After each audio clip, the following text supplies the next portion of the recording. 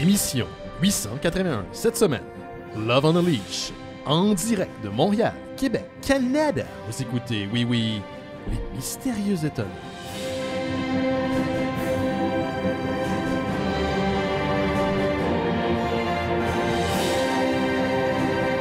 Oh, Jeff.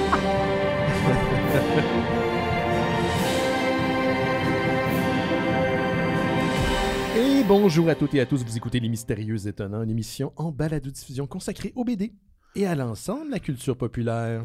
À toutes. À toutes. Benoît Mercier au micro et cette semaine, je suis entouré d'une équipe dont les membres, on ne les garde pas en laisse. Quoique, en tout cas, ça dépend, samedi. Je vous les présente à l'instant. Hein. Le premier, il n'y en a pas besoin de résolution. Simon Chénier est avec nous. Salut Simon. Hello. Peut-être juste un petit sirop pour la toux. Hein? Qu'est-ce que tu voulais que je fasse? Je sais pas. Ouais, je suis malade, donc c'est pour ça que je ne suis pas avec vous en studio. C'est ça, je voulais adresser le fait que tu n'étais pas présent avec nous. Ouais, mais T'es loin. Je suis loin, mais au moins je suis bien. T'es présent. La dernière, sa voix fait l'envie des animatrices de radio professionnelle. Valérie Guérillon est avec nous. Wow! Mais c'est vrai, je te l'ai déjà messieurs. dit, je trouve que tu as une voix très radiophonique. Ah, merci. Ouais, voilà. T'es bien gentil. Merci. Je vais être full self-conscious de ma voix. Trop tard. Sais-tu comment on appelle ça, cette voix-là? Non. Qui est un peu... C'est une voix dans la nuit. Vantée. Ça Ouais. s'appelle la voix de vagin. Tu penses? Ah ouais. C'est vrai, ça? Ben, dans un petit cercle restreint dont je fais partie, on appelle ça comme C'est ça. très France Castel, Ah. Ben oui. comme velours. Ouais, ou la fille qui jouait dans J'en suis, là, l'artiste La Sodoma, vous savez, puis il faisait les Sophie pubs de Durocher. Philadelphia. Non, pas Sophie Ah ouais. Durocher, Sophie. Parce que j'ai failli dire Sophie Durocher aussi. Fauché. Fauché, voilà. Fauché, ouais. Non, c'est la voix de vagin. Tu vois, on me disait qu'il fallait que je parle du fond de la gorge. Ouais. Tu vas plus loin encore. Ah, voilà. OK. Jusqu'au fond de l'antre. Oui, de l'antre de la vie. Bon, Ben allô, hey. je suis contente de vous voir. oui. Hey, vraiment. Là. on est rendu... quelle saison, là? 19 saisons. 19e année des tabarnak. Mystérieux Étonnants aujourd'hui, Simon. Wow. Là, Je à trouve. 20, on tirait-tu Je la me mets en pogne? feu. Tu t'immoles en Ouais, j'y ai direct? pensé. Je me dis comment je vais finir ça. Mais c'est comme ça que les révolutions commencent. Hein? Ben, vous allez commencer. Ben, vous ferez ça à mon honneur après, là. C'est un peu lâche, man. Oui, c'est ça, mais en même temps, C'est le plus grand sacrifice, mais en même temps, t'es pas là pour lever la marde. En même temps, c'est ça. C'est pas... Ouais, mais t'as mal. T'as vraiment mal. Hmm. Tu sais, tu meurs pas par les fumes, tu meurs par Ouais. les Je sais mollets, pas. là. Je sais pas pour vrai. Moi, je connais quelqu'un qui est mort dans des circonstances atroces. Oui. Puis dans les flammes, en fait, d'un camion-citerne qui s'est refermé sur sa voiture. Puis je m'accroche vraiment à l'idée que le coroner m'a révélé comme quoi qu'il est mort d'asphyxie, puis non pas brûlé vif. Ah, mon Dieu, y a-tu eu le temps? Ça a l'air que c'est ça qui se passe. C'est que tu passes out avant de sentir ta chair. OK. Oui. Encore, je reviens au fait Bonne année, qu'on tout a le monde. vraiment des conversations Oui. fucking glauques. On avait une conversation très glauque avant de commencer l'émission. Ouais. Je pense que c'est le 20 janvier qui nous fait ça. Ou c'est le 20 tout court. Ou le 20 pour Valérie. Bon, on reviendra pas là, sur ce qui s'est passé aujourd'hui. Là, si vous suivez les Mystérieux Étonnants, vous avez entendu la nouvelle. Ben oui, il va y avoir un Captain America 4 qui s'en vient. Non, il y a c'est ça, l'investisseur américain. On parlera pas de ça. Trailer de Daredevil. Trailer de Daredevil. C'est vrai, qui est sorti la semaine passée, qui, moi, me donne très le goût de regarder oui. Matt Murdock. J'aime beaucoup Charlie Cox, Vincent D'Onofrio, toute la gang est de retour. Ça m'a fait penser la fois que j'étais revenu du Festival de BD de Québec jadis, quand la première saison est sortie. Puis je suis rentré chez nous, quand j'habitais avec Simon, qui était bien assis dans son sofa, en train d'écouter la série. Puis là, j'ai dit, puis il a fait comme, ouais, man. Puis là, je me suis enfermé dans ma chambre et j'ai tout écouté les Je l'ai épisodes écouté de de ton bord. D'un seul coup. On était bien excités. Hey. Mais oui, Non, j'allais dire Vincent D'Onofrio, ça m'a comme rappelé brutalement que... son La- rôle dans Jurassic World. Non, mais go deeper. Son rôle dans La Cellule. La cellule. Do you remember that? Celui avec... Avec J-Lo. Avec Vince Vaughn et J-Lo, qui est tout le temps pas de pants Ah, for some reason. Oui, mais non, je n'ai pas écouté ce film-là parce que Man, c'est le fabuleux, visuel me là. faisait peur. quand Le j'étais visuel, jeune. c'est ce qu'il y a de plus riche dans ce film-là. Mhm. C'est genre, la trame narrative est comme... On repassera, là, mais... Mais c'est genre- lui le méchant dans le film. Oui, puis Ah, c'est ça. genre exceptionnel. Là. C'est une performance terrifiante. là. Pourquoi j'ai pensé au film avec Christopher Lambert quand tu as dit La cellule? Je pensais à quoi? Christophe Lambert qui joue dans un film. qui Ouais, s'appelle La C'est Cellule. le film de prison? Le film de prison que si tu Ah. dépasses une ligne, t'exploses. hein? La forteresse. La forteresse. Ben oui, c'est ça. Fortress. Il y a un 2 de cette affaire. Il y a un 2, oui. Ouais, l'as-tu écouté? Oui.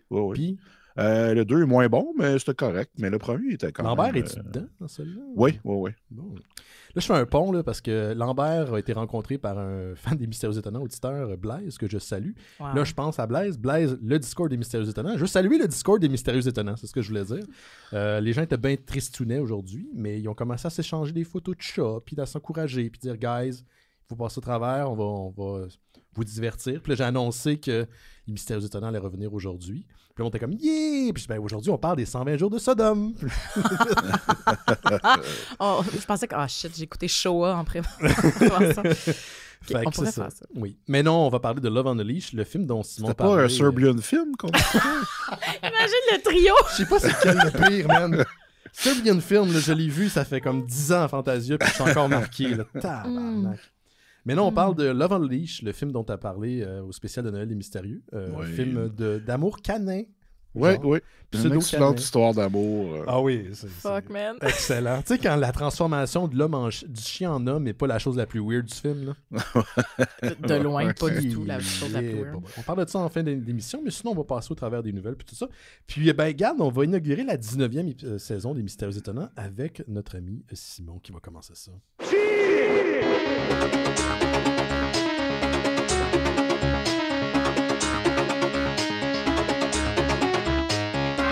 Hey, tu t'ennuyais-tu de ça, Simon? Oui. Lâche pas ta job de jour. Non, écoutez, j'essaie de... On va commencer smooth. Allons-y smooth. Là. On a, Une on a le nouvelle- droit. Hein? Une nouvelle qui est sortie je pense, la semaine dernière, et ça va avec les nouvelles de sortie Blu-ray que je fais d'habitude. Oui. C'est le studio, ou plutôt la compagnie Child Factory, ou Child Studios, qui a acheté les droits sur 150 films de Hong Kong Nice. Wow. de la compagnie de Golden Princess. Et ça, c'est beaucoup les films de John Woo. Donc, les Hard Boiled, The Killer, la trilogie de Better Tomorrow. Une excellente ils ont- catégorie de porn également. Golden Princess. Je pense qu'il s'appelle Better Tomorrow. Excusez, là. Ça Excellent. fait longtemps que j'ai fait le show. Là. Fait que- c'est correct, J'ai c'est correct. j'ai plein de niaiseries à dire. Puis, c'est ça, ils ont acheté comme le catalogue au complet.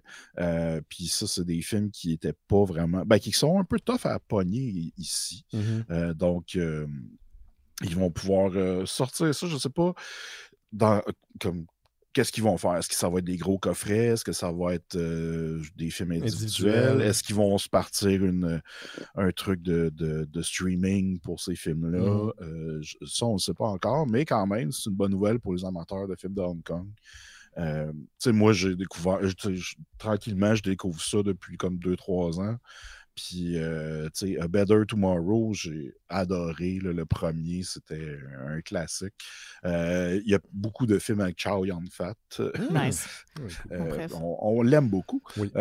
Puis, c'est ça. Il y a des films de Tsu Ark aussi. Puis la série Ace Go Places, qui est une série de comédie d'aventure. On avait-tu écouté un ensemble de ça? Ouais, on avait écouté un à une fête à un moment donné. Puis c'était comme niaiseux, le fun. Mais ouais.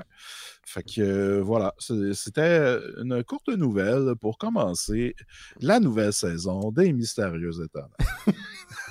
Ça, comment j'ai dit ça? J'ai beaucoup aimé. Je regardais ta face. Tu te croyais pas pendant que tu le disais. Non, T'as comme vraiment abandonné en cours de route. Ouais.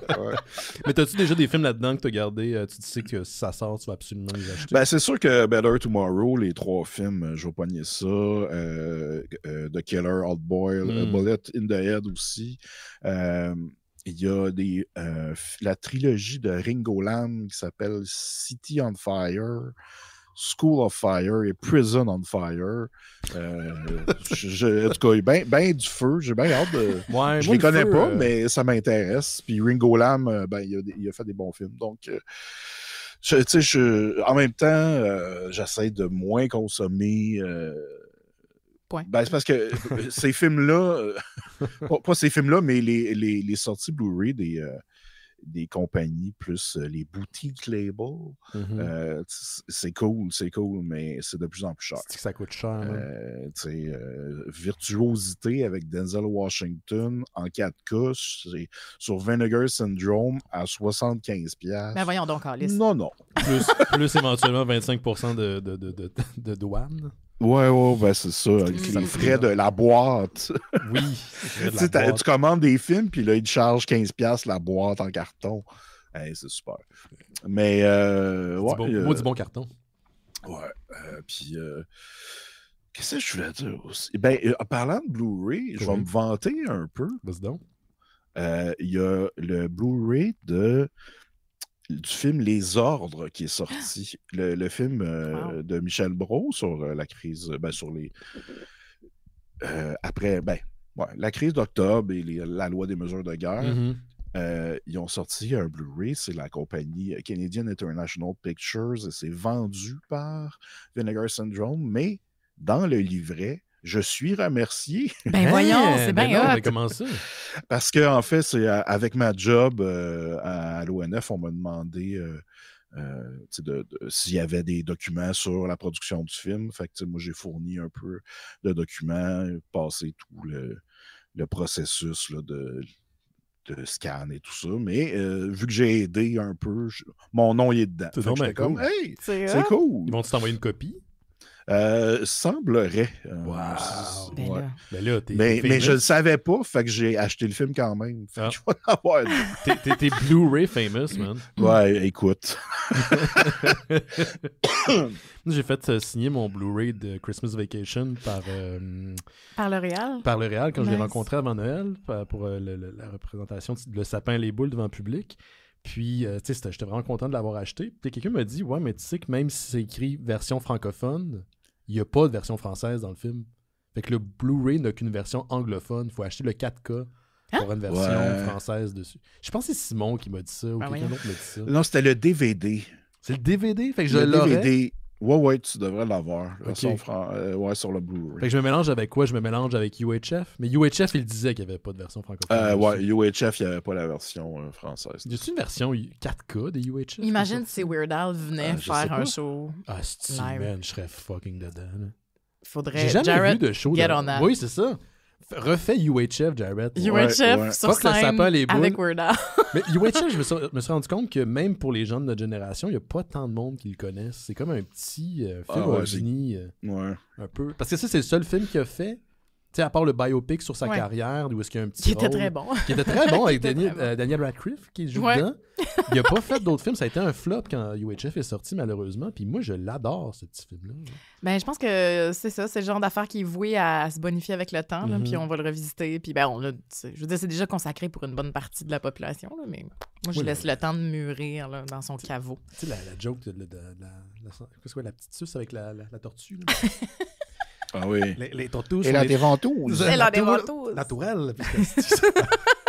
Parce que quand ils pichent les poudres. À travers la fenêtre, oui. Ouais. Mais des petits chiens lancés très fort, c'est toujours gagnant. C'est winner. Au cinéma. Lancés ou kickés. À un moment donné, ils vont voler, mais pas.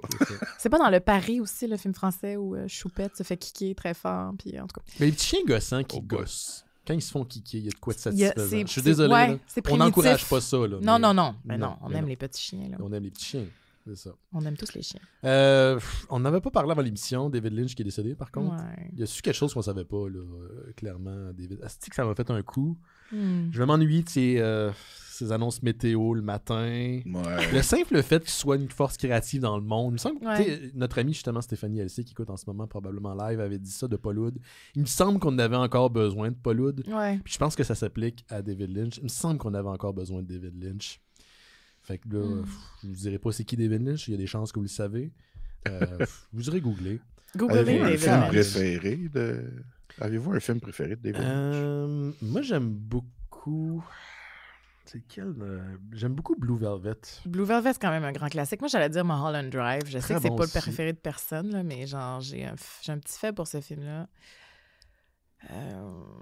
je sais pas, mais David Lynch, en tant que personne, moi Ouais. aussi, tu sais, en tant que créateur, il était irrévérencieux, puis pourtant très, très simple aussi, tu sais, au Et quotidien. sympathique. même, Sympathique, aussi, hein. tu sais, accessible. Je trouve que, je sais pas, c'est une belle personne. J'ai vu une entrevue où quelqu'un lui demande d'élaborer, puis il fait juste répondre Non. non. c'est C'est magnifique. C'est ça la vibe. C'est ça, Ouais. sa vibe. Ouais. Fait que Godspeed, David, j'espère que t'es encore quelque part. Moi, j'ai une petite nouvelle. Je reviens en fait sur des trucs qui sont passés durant les dernières semaines, durant la pause des Mystérieux Étonnants, qui a quand même duré 6 semaines au total, je crois, depuis la fin des vacances. Puis ça va être des petites nouvelles rapidos. Là. J'en ai une qui vient de la... Excusez-moi, je vais refaire ça, cette phrase-là, comme du monde. Ça vient d'un rapport de Warner Brothers Discovery, qui a annoncé des projets qui étaient en développement pour le futur. Ça ne veut pas dire que c'est des projets qui vont sortir demain, mais des projets qui sont en early development. Donc, on commence à mettre les idées en place et rassembler des millionnaires qui ont des opinions pour pouvoir éventuellement créer un film. Parfait. Donc, c'est une nouvelle qui est rapportée par Deadline, mais Gremlins 3, no shit, et Goonies, hein, on est dans les vieux films, là, Ben je pense que c'est ça, c'est nous autres la cible, sont en préparation du côté de Warner Brothers Discovery. C'est Chris Columbus qui est attaché pour réaliser Gremlins 3, qui avait scénarisé le 1 jadis dans les années 80. Fait que je suis comme, ouais, c'est pas n'importe qui. Je suis là. Faut dire que les deux premiers, le film de 84, Gremlins, et Gremlins The New Batch en 90, avaient été réalisés par Joe Dante. J'aurais aimé ça voir Joe Dante de retour, mais ça fait très longtemps qu'il a fait un film qui a marqué. Il fait surtout de la télé. Il est très très aigri aussi de son expérience hollywoodienne. Je l'ai rencontré il y a quelques années à Fantasia. Ah ouais. Puis il était pas mal dans son caca. Il est passé à d'autres choses, de toute façon. Ben oui, je pense que là, il réalise pour survivre. Là, comme Ouais. n'importe qui, il faut qu'il y ait une job. Mais c'est quand même entre les mains de quelqu'un de talent. Là. Chris Columbus, je veux dire, c'est pas n'importe qui non plus. Là. Juste le fait qu'il a scénarisé Gremlins en 80 cuc, ça vous dit qu'il est dans la machine depuis un bon bout de temps. Il avait aussi scénarisé le film des Goonies, qui avait été réalisé, lui, par Donner. C'était Richard Donner à l'époque. Richard, ouais. On ne sait pas qui serait attaché pour réaliser, par contre, Goonies. Là, ce que je peux vous dire pour Gremlins 3, il s'agit bien d'une suite au 1 et au 2. Ok. Donc, c'est pas un reboot. Bon. On ne sait pas, par contre, ce qu'il y en est pour Goonies, parce que les acteurs du film sont rendus tous un petit peu plus vieux. On s'entend que Sean Astin, Corey Feldman puis Josh Brolin sont rendus à l'âge mur, même dépassés. Quoi que ça pourrait être leurs enfants ou la nouvelle génération, le fameux passage du bâton, là, comme on dit. Là. Quoi qu'il en soit, je serais bien curieux de voir ce qu'il y en est avec ça. Une autre franchise qui a mûri avec l'âge, je pense, un peu à la Chef. Donc c'est ça. Gremlins 3 et Goonies 2. Je pensais jamais dire ça, en espérant que Warner Brothers Discovery ne les cancelle pas 2 mois avant la sortie, hein, parce que ça, c'est une autre affaire qu'ils ont faite en 2024. Canceller des films pour avoir l'argent des assurances. Donc, je pense qu'on va aller... C'est vraiment une business, là. Ben oui. C'est une machine à saucisses, là, ça a tout le temps été le cas. Mais je vous pose la question, est-ce que vous préfériez un genre de reboot pour Goonies, un genre de sequel à part entière, ou vous êtes où par rapport à ça, là? Moi, je suis... Oh, ouais. Ouais, Très enthousiaste, Simon. Il faut vraiment que je come clean, là. Faut que je vous dise de quoi, les gars. Quoi? J'ai jamais vu de Goonies. T'as jamais vu de Goonies? De ma vie. Shit. C'est correct. Moi, je l'ai vu à l'âge adulte pour la première fois. C'est vrai, je tu l'ai l'as pas vu connu quand j'étais tard, jeune. toi. Man, je sais que c'est quelque chose d'important, là.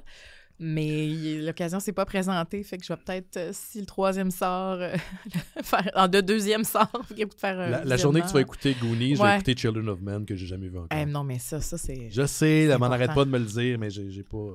C'est très bon. Tu Oui. vois. C'est excellent. J'ai pas été spoilé encore, d'ailleurs. You don't need to be, Bonne it's chance. happening right now.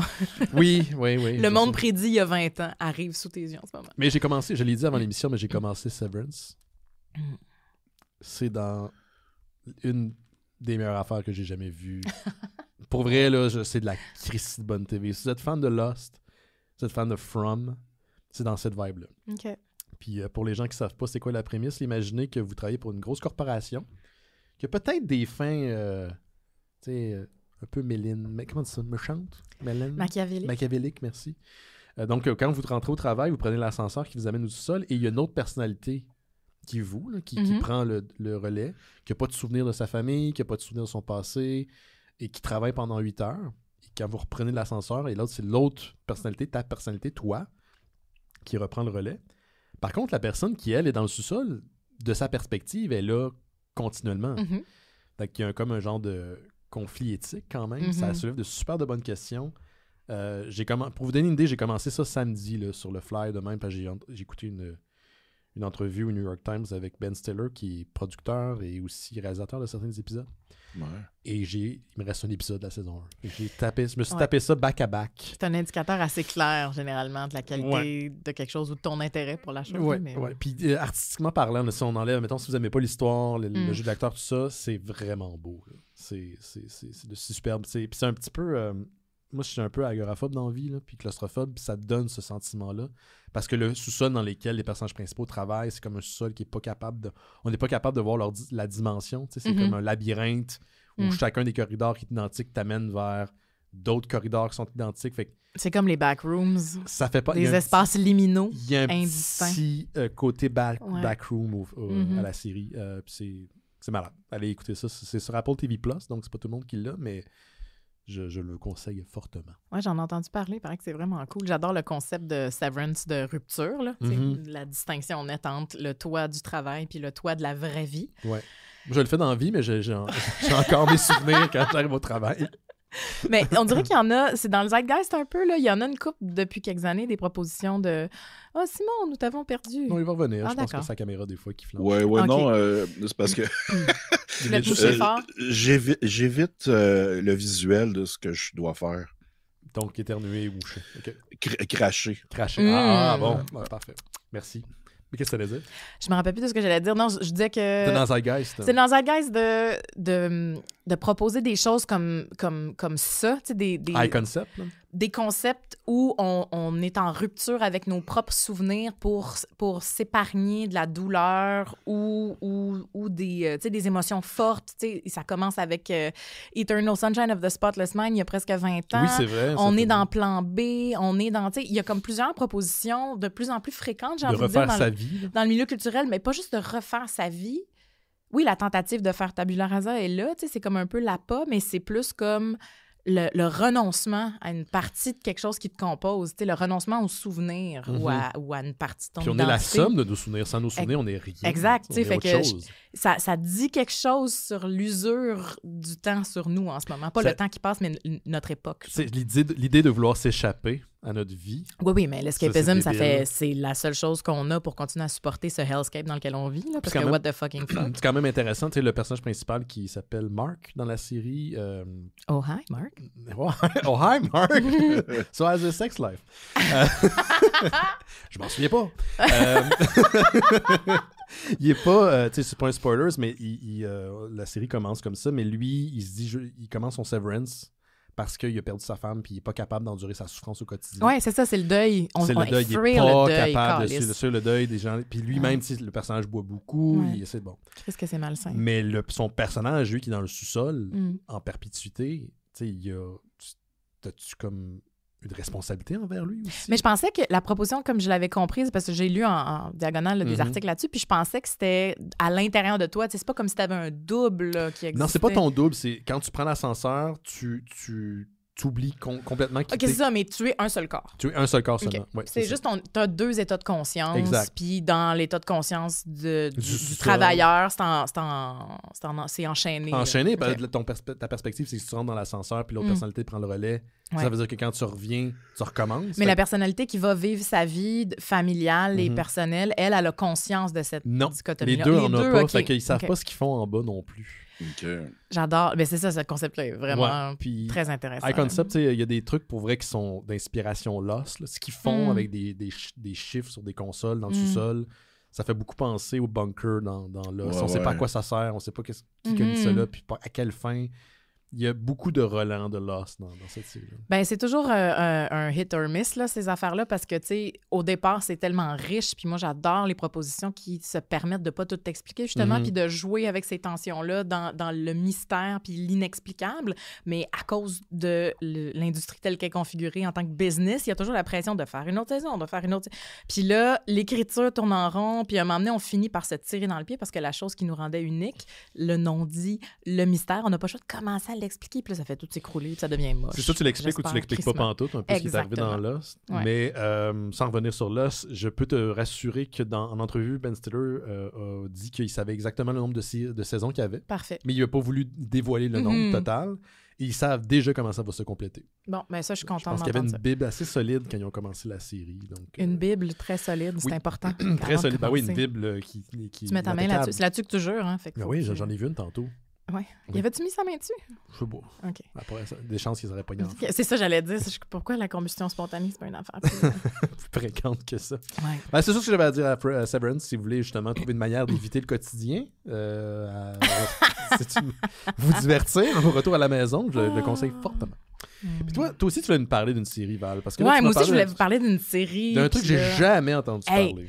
OK, là, c'est vraiment déroutant parce que moi, j'ai allumé là-dessus un peu avant les fêtes, puis c'est sorti genre en octobre 2024. Ça s'appelle Scavenger's Reign. C'est une série d'animation qui m'a genre happée, là. Je suis complètement chavirée. Honnêtement, c'est ça que je disais à Ben tantôt, c'est une des meilleures affaires que j'ai jamais vues, tout médium confondu. Dans les 5 dernières années, là, je me rappelle pas avoir été touchée aussi... Excusez, je fais des t dans le micro. Correct. Touchée aussi, tu sais, comme précisément dans ma sensibilité par cette chose-là. Là. C'est malade. C'est une série d'animation, je sais même pas comment l'aborder, là, mais tu sais, en gros, je peux vous dire que c'est... ça se déroule dans un futur indéterminé là, où l'humanité colonise d'autres planètes. C'est de la sci-fi classique qui emprunte un peu au visuel de, mettons, Miyazaki puis Moebius. Là. Ouais, Moebius était présent dans ce que j'ai vu là, dans le visuel. C'est très onirique, c'est vraiment superbe visuellement. Mais en gros, c'est ça, c'est l'histoire d'une compagnie de freight, là, de cargo, qui perd un vaisseau un moment donné dans la flotte gigantesque de tous ces appareils là, qui shippent des gens et de la nourriture et des vivres et des cargos. C'est la compagnie qui laisse le cargo qui repart dans la lumière. Ben, c'est juste, un moment donné, la série commence, puis c'est genre 2 techs qui sont dans l'entrepôt, puis là, ils font la checklist des affaires, puis là, ah ouais, le Déméter 0277, il est pas là. Ah ouais, c'est poche, hein? Ah, si, ça veut dire qu'il a sûrement s'échoué quelque part, puis là, ah ouais, c'est poche. Ah, va falloir le rapporter au foreman. Ah, t'es sûr, ça va faire beaucoup de paperasse. Non. Tu sais, c'est ça l'intro. Là. Fait que là, on se rend compte que dans le fond, c'est ça, le vaisseau cargo qui s'appelle Déméter est comme échoué, a pété dans une orbite de planète vraiment éloignée. Puis que les membres d'équipage survivants, eux, se sont échoués sur la planète pour vrai. Ils ont tous pris des escape pods, puis ils ont écrasé sur la planète.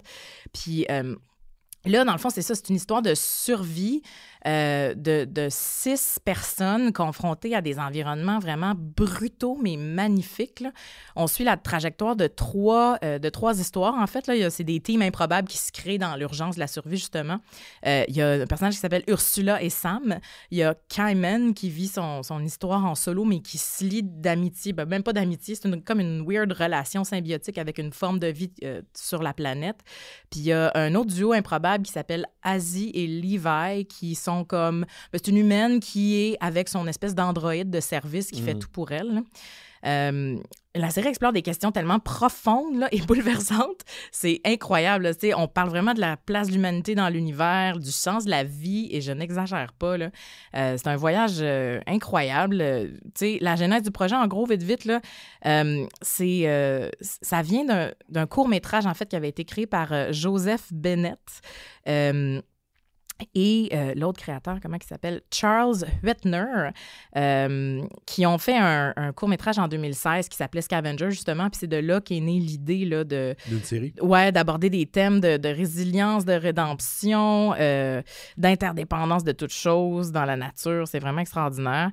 Puis c'est un court-métrage, c'est ça, donc qui a vraiment inspiré le party. Excusez, mes notes sont tellement denses. J'essaie de les scanner en filigrane, mais... Je pense que tu pourrais même pas avoir besoin de tes notes. Je pense que tu serais tellement sur la série que t'en as pas besoin. OK, ben je vais faire ça freestyle, guys. C'est quoi ce bruit-là?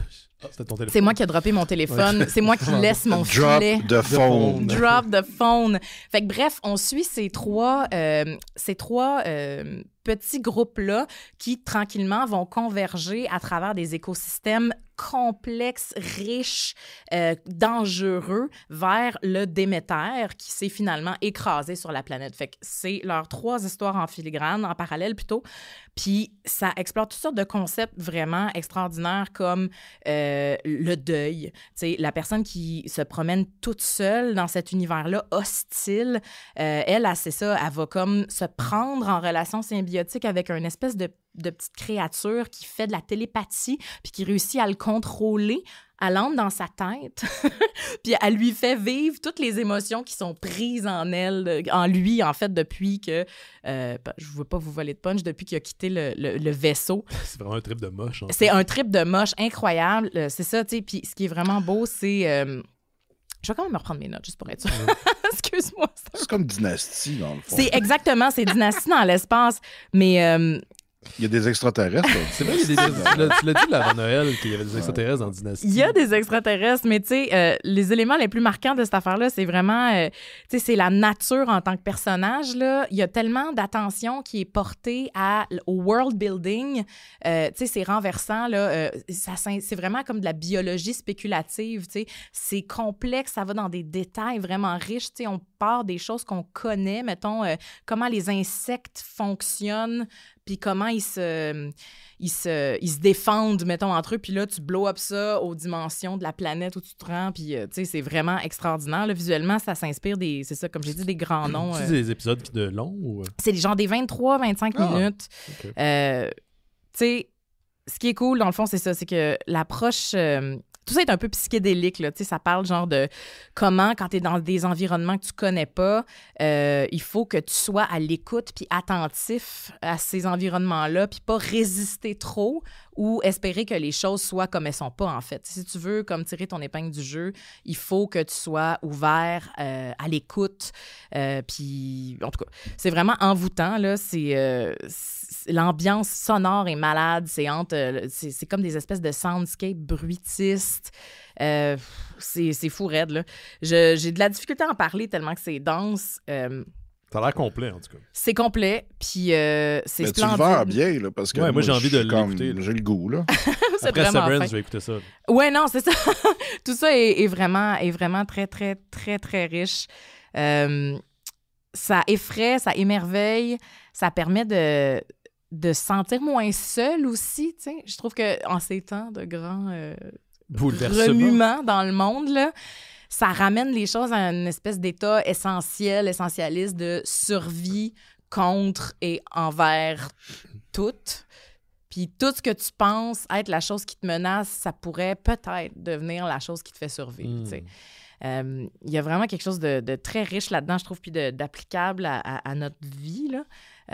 Surtout en ce moment. C'est ça, c'est surtout en ce moment, c'est ça qui est fantastique, tu sais. Genre, le duo Asie puis Levi, là, est fabuleux, puis eux, ils explorent plus l'espèce de... C'est ça, d'interconnexion de toutes les choses, puis des propos comme qu'est-ce que la conscience, dans le fond, parce que sans voler trop de punch, encore une fois, le personnage de Levi, qui est un androïde, un robot, en fait, là, utilitaire, parce qu'il commence à être colonisé par des espèces de sports à l'intérieur de ses circuits, il s'ancre de plus en plus dans ce monde-là, puis il développe des nouvelles connexions neuronales, mais qui sont faites avec du hardware mou maintenant. Mm-hmm. Fait que là, il est vraiment connecté à cette nature-là, puis il développe le sens de l'émerveillement. C'est vraiment incroyable, là. En tout cas, moi, ça m'a vraiment touchée. Puis c'est ça, crime, quoi dire d'autre? Tu vends bien. Rappelle-nous le titre. Scavenger's Reign. C'est pas un jeu vidéo, là. Non, c'est pas un jeu vidéo. Tu sais, les personnages, l'arc narratif, la trajectoire de chacun des personnages est tellement riche. Tu sais, je veux dire, on croirait pas là qu'on va être nourri comme ça par une série, tu sais, qui laisse la part belle à la contemplation vraiment plus qu'à l'action, quoique il y a des moments d'action, voire d'horreur vraiment enlevant, là. Ça, c'est pas une série pour enfants parce que ça... Oh non, pas du tout. Ça vient vraiment trigger puis toucher des zones là, de la psyché humaine qui sont vraiment difficiles, mais qui font du bien quand tu les exposes puis tu les partages avec tes semblables. Comme j'ai dit, c'est des questions très, très profondes, existentielles. Genre, il y a un tableau, là, je vais arrêter de vous en parler après ça, mais il y a un tableau, moi, qui m'a, genre, couper le souffle. Il a littéralement fallu que j'arrête le visionnement, que je m'assoie 2 secondes. J'étais déjà assise, mais genre, je me suis rassise. J'étais assise, puis j'avais envie de m'asseoir, tu sais, tellement j'étais bouleversée. C'est une joke de Maud Landry, ça. Exactement. Bien joué. Merci de lui redonner toutes ses lettres de noblesse. Mais ouais, il y a une scène incroyable où le duo de Sam et Ursula, qui représente un peu l'intuition contre la raison. Tu sais, c'est un duo improbable. Ils sont pas supposés d'être en équipe, mais ils n'ont pas le choix. Puis ils font du mieux qu'ils peuvent pour se rendre au vaisseau à travers toutes sortes comme j'ai dit, d'écosystèmes bizarres, puis d'espaces, puis de mondes dont ils connaissent pas la logique. Puis Ursula est très intuitive, puis elle observe, puis elle consigne dans son cahier, puis elle essaie de comprendre comment la biologie, la flore, la faune fonctionne pour, tu sais, se fondre là-dedans. Puis Sam, lui, c'est vraiment plus le gars qui est rationnel. C'était genre le commandant de bord du vaisseau, fait qu'il est beaucoup plus, tu sais... rigide. Il est plus rigide, il est plus rationnel, mais ça vient vraiment d'une place de genre, j'ai la responsabilité de la sécurité de mon crew. Mm-hmm. Moi, je pense à notre loyauté entre nous, notre filiation entre nous. Je suis pas là pour vivre des expériences esthétiques, tu sais, renversantes, là. Mais bref, ils rencontrent une épreuve ensemble. Ça fait quand même quelques mois qu'ils sont en train de se battre contre et avec cet environnement-là. Il arrive à un mur, littéralement, un moment donné, puis Ursula trouve un moyen d'ouvrir le mur, qui est comme une espèce d'enchevêtrement de ronces, mais comme minéral, tu sais, c'est impénétrable. Fait que là, elle trouve le moyen de créer un espace ouvert là-dedans. Fait qu'elle se dit « OK, go, go, go, on traverse ». Puis elle, pendant la traversée, qui dure X temps, elle repère quelque chose qui attire son attention, puis elle dit « Attends, il faut vraiment que j'aille voir là ». Puis il est comme « Mais non, t'es conne, viens, on a enfin pu faire une ouverture, traversons, la mission, c'est par là ». Puis elle se laisse comme avoir par sa curiosité, puis elle va assister à quelque chose, et c'est là la scène qui m'a renversée, là, d'indescriptible, de tellement poétique et bouleversant, là. C'est comme une espèce de floraison qu'on présente, comme si on assistait en temps réel à l'ouverture d'une corolle de fleurs, puis qu'à l'intérieur, il y avait quelque chose qui vivait. On assiste au début et à la fin d'une vie. Puis dans cette minute-là d'animation, là, ils ont tenté, puis ils ont réussi, à mon avis, d'expliquer c'est quoi la vie, c'est quoi le privilège d'être en vie, c'est quoi, à quoi on sert, puis pourquoi on meurt. C'est même pas... Puis, en tout cas, si un jour vous voyez ça, et je vous le souhaite vraiment, parce que j'ai l'air extatique, mais je vous garantis que ça vaut la peine, vous m'en reparlerez de ce moment-là. Okay. Mais là, il va falloir que je l'écoute, là. Vous n'avez pas le choix. Mais là, Simon, t'avais dit tantôt que t'avais peut-être trouvé où est-ce que ça... T'as-tu trouvé où est-ce que c'était disponible? C'est sûr, c'est HBO Max, là, désormais Max, mais... Mais ça, c'est aux États-Unis. Fait qu'ici, il n'est pas sur Crave. J'ai regardé sur Crave. Je sais que c'est disponible sur Apple TV. D'accord. Peut-être, je sais pas trop, là. OK, je pensais que bon, écoute. Ben, c'est pas clair. Mais tu sais, c'est vraiment un cool show, mais plus que cool, là. Moi, ça m'a vraiment renversé, là. Puis tu sais, ça fait collaborer plein de gens vraiment nice. Tu sais, les deux co-créateurs que j'ai nommés tantôt, ils disaient qu'ils s'inspiraient beaucoup de la chaîne YouTube Primitive Technology, là. Tu sais, c'est le dude du Queensland en Australie qui est dans le bush puis qui construit des cabanes. Il y en a 15 qui font ça. Il y en a 15 000 qui font ça. Le OG, c'est Primitive Technology, mais en tout cas, ils s'inspiraient beaucoup de ça. Puis, tu sais, ils ont genre Benji Brook, qui est un producteur connu pour son travail sur Love, Death and Robots. Mm-hmm. Ils ont genre le directeur photo qui avait travaillé sur Black Mirror, Matt Brown. C'est fabuleux, sérieux. Okay. Là.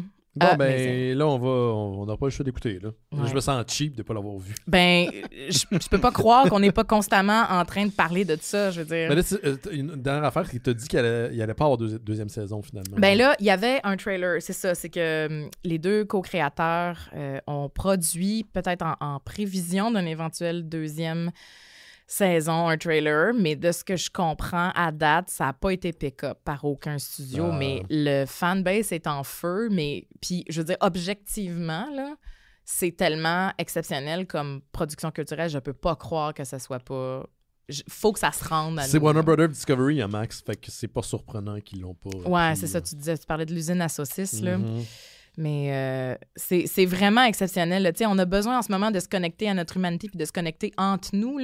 Puis ça parle de ça, genre de l'importance de céder, d'abandonner notre envie de contrôle au monde qui est très chaotique, mais qui doit passer par ces étapes-là. Puis se montrer notre flanc entre nous aussi, de rester... Comme Jésus? Ouais, non, mais oui, c'est le flanc qu'on expose qui nous rend vulnérables, mais c'est par là qu'on connecte, c'est parce qu'il est tendre, tu sais. C'est pas en résistant, là. Il est pas mal tendre, mon flanc. Ton flanc est très tendre. Ouais, j'essaie puis... de réduire le flanc. Mais tu sais, quand tu veux connecter avec la biologie d'un espace inconnu, là, genre, à un moment donné, ils se mettent des... Ils peuvent pas fonctionner dans tel environnement parce que l'air est toxique, puis ils ont compris que si, genre, ils prennent une espèce de gastropode weird puis se le mettent en face, ils peuvent comme suppléer à leur système respiratoire. Puis c'est tout le temps des affaires, genre, tentaculaires qui te rentrent dans les orifices, mais qui t'aident, tu sais, fait que... OK. C'est ça, c'est pour ça que je veux dire, c'est qu'on connecte par où c'est tendre. C'est ça que je veux dire. Littéralement, genre. En tout cas, Scavenger's Reign. Ouais, si vous avez déjà fait des trips psychédéliques dans votre vie, ça va encore plus résonner. Non, en tout cas, j'allais partir sur une affaire. Non, mais je veux essayer. Bon, je veux le dire, je m'en fous. Là, ben oui, faites du DMT, tout le monde. Non, je sais pas. Non, moi, je suis trop pissou. Il faut que je le fasse dans un contexte clinique. J'aimerais vraiment essayer la thérapie par kétamine. Je sais que c'est pas le meilleur des produits. Sure. Tout ça. Pourquoi cette substance-là? Parce que c'est une affaire qui ouvre. C'est une affaire qui ouvre. Tu sais, tu parlais tantôt de ce que tu retiens. Là. C'est une substance qui dans un contexte clinique, là, pas juste pour le fun, parce que je sais que c'est une drogue qui est récréative. Moi, je ne fais pas de drogue récréative, ça m'intéresse pas. Genre. Même le pot, c'est très, très, très limite pour moi. Le pot, ça peut être très anxiogène pour bien du monde. Ouais, puis genre, je viens stressé puis paranoïaque, puis j'aime pas ça. Mais ils ont commencé à faire des traitements comme ça au Canada. Il y a des cliniques à Montréal, entre autres, qui le font. Mais comme c'est pas encore couvert par les compagnies d'assurance, c'est genre quelque chose comme 9 000 $. Mais pourquoi, moi j'ai une question, pourquoi cette molécule-là, mettons plus que la psilocybine? J'aimerais mieux la psilocybine, mais la psilocybine, genre le traitement est 20 000 $, puis c'est pour un programme d'accès unique, très, très, très limité aux gens qui sont en fin de vie. Mais si, parce que je sens puis je comprends ton besoin, mettons, de faire ça dans un contexte encadré. Ouais. Mais tu sais, au-delà du mainstream médical pharma, il y a définitivement des guides qui pourraient t'aider. Il y a plein d'affaires, mais c'est moi... Pas obligé de tomber dans le chamanisme. Non, puis j'ai full là-dessus, mais non, c'est le dernier bastion de mon... J'ai l'impression que j'amènerais mon inquiétude dans l'expérience. C'est pas ça qu'il faut faire. Donc, moi, pour pouvoir me rassurer, il faudrait que c'est dans un contexte clinique. Mais on s'en reparle après le show, je pourrais Ben oui, c'est correct. Moi, j'aime bien parler de ça. C'est vraiment intéressant. Lisez le livre How to Change Your Mind. De Michael Pollan, yes, qui est un de mes auteurs préférés. Qui a inspiré la série du même nom, qui est écrit sur de la bouffe. Ben, Michael Pollan, en fait, c'est ça. C'est parce que c'est un auteur qui est connu. C'est un chroniqueur du New York Times, un journaliste, puis il est connu pour avoir un peu révolutionné notre approche à l'alimentation nord-américaine. Là, Forks Over Knives. T'as-tu lu How to Change Your Mind? Ben oui, je l'ai chez nous. C'est fun. C'est super bon. Mais c'est pour ça que Ben, je te dis, on s'en ça reparle. Moi, je pense que je peux te mettre en contact Simon, avec il fait un thumb up. Okay. Oui. On s'en reparlera. OK, parfait. D'ailleurs, on va continuer avec toi, Simon. Oh, Caroline, c'était mon genou. Excusez. La table, pas habituée. Un petit bout, je suis assis ici. Moi, je vais vous parler aussi de choses que j'ai regardées. J'ai regardé quelques films. Quelques films seulement. Des excellents films. Pas sûr, ça. Je vais commencer par le film Dark Breed de 1996, qui est réalisé par Richard Pépin. Et non, ce n'est pas le nom du prof de français que j'avais en secondaire 3. Ça peut être les deux. C'est un réalisateur. J'aime que tu viens de M. Richard Pépin. Ah ouais, ben il y a le même nom, M. Pépin. Oui. C'est Pépin pour la compagnie PM Entertainment, donc Pépin et Méry. Donc, je vais vous dire une couple de keywords, là, vous allez voir. Aliens, Vietnam, Jonathan Banks et son cul, Bazooka, explosion de maquettes, fausse chanson des années 50, symbiote, des chars qui flippent dans les rues de L.A. Tu viens de décrire le meilleur film ever. C'est ça. Le film, c'est un peu Species. En fait, tu viens de décrire Predator 2. Il n'y a pas de maquette qui brûle. Il n'y a pas de cul aussi non plus. Ouais, mais en fait, c'est Species si tu remplaces Natasha Henstridge par Jonathan Banks. C'est vrai, Species, ça pourrait fonctionner, ça. Puis, c'est aussi si PM Entertainment avait adapté la saga des Brood des X-Men. Parce que c'est vraiment des astronautes qui reviennent et qu'à l'intérieur d'eux, ils ont une autre conscience et qui plus ça va, plus la conscience prend de la place. Et là, évidemment, tu as un policier là-dedans là, qui va essayer de tout régler ça. Puis c'était vraiment, vraiment le fun. On dirait que tout le long, j'étais comme « Ah, wow! Ah, wow! Oh, OK, cool! » Tout le long. Fait que je le suggère. C'est dispo sur Tubi. C'est-tu disponible sur Tubi pour vrai? C'est dispo sur Tubi. Je rappelle le titre d'abord, c'est clair que... Dark Breed. Breed comme B-R-E-E-D? Ouais. Nice. Hey, Tubi, là. On Hey, aime ça, hein? Hey, j'ai découvert d'ailleurs que Tubi, si vous mettez votre VPN américain, ça unlock des affaires. Puis ça va pas voir, genre, c'est pas juste le catalogue, vous allez cliquer dessus puis ça va marcher. J'aime ça comment t'as vraiment réduit le volume. Comme si le monde n'écoutait pas. Ouais, c'est ça. J'ai quelque chose à dire. Ben là, c'est parce que y a encore plus de shit. Oh my God! Peut-être qu'il va y avoir moins de shit maintenant. Je sais pas ce qui va se passer. Mais ouais, j'ai pas de VPN. Moi, faudrait. T'as pas de VPN? Je suis vraiment trop trusted. Pour vrai, excuse-moi l'aparté, Simon, mais je peux-tu vous dire à quel point j'adore Tubi? Parce que ça me fait penser à quand j'étais jeune, puis tu savais pas qu'est-ce qu'elle allait jouer à la télé, puis là, tu faisais juste comme passer d'un poste à l'autre. Puis là, tu tombais sur un truc qui était commencé aux 3/4 ou peut-être à moitié ou quand. Puis je sais pas, tu fais tomber sur de la merde, tu fais tomber sur quelque chose de bon, mais tu l'écoutais parce que c'est ça qui jouait. Ça vient combler un gros besoin. Hein. En ce moment, on a beaucoup de choice fatigue. Oui. Fait que c'est le fun aussi de se faire proposer des choses quand l'algorithme prend la relève sur Spotify, quand Tubi te fait juste te connecter à des flux d'affaires qui jouent déjà. Tu te souviens de cette affaire-là des années 90 que t'as jamais écouté? Oui. Ben, Bon. écoute le don, là, le gros. Ouais. Là, t'es comme, OK, cool, j'ai pas besoin de décider. Non, Ben on oui. te prend en charge. Ça me tente d'écouter Parfait. Disturbing Behavior. Oh, wow. C'est la troisième fois que je fais référence à Disturbing Behavior parce que c'est le bout Le monde là, qui se tape la tête dans un miroir. Oui, c'est ça, avec Katie Holmes puis l'autre dude qui jouait Cyclops dans les X-Men. Ouais. Parce que quand je suis tombé là-dessus, je me souviens que je suis tombé en amour avec Tubi. Là, j'ai fait comme... J'ai parti le film. Hey, no joke, j'ai un frisson en ce moment. Je me suis rendu compte que j'étais, voyons, la trame sonore est donc bien fucking bonne de ce film-là, qui reste un film d'ado, tu sais, un peu horrifique dans la trame de I Know What You Did Last Summer. C'était le gars qui faisait la trame sonore pour X-Files. C'est Mark Frost qui fait la toune de Disturbing Behavior. Puis ça se passe beaucoup la nuit, genre quand il mouillasse un peu. Ça me fait full penser à X-Files. J'ai vraiment aimé ça. Amazing. Ouais, Je pensais que t'allais dire j'ai tombé en amour avec Katie Holmes. Ah, mais ça, c'est autre chose. Ouais, je suis tombé en amour avec, je pense que c'était dans Dawson's Creek. Ben oui. C'est l'épée Dawson qui réalise pas que... En tout cas, whatever. Oui, Dawson.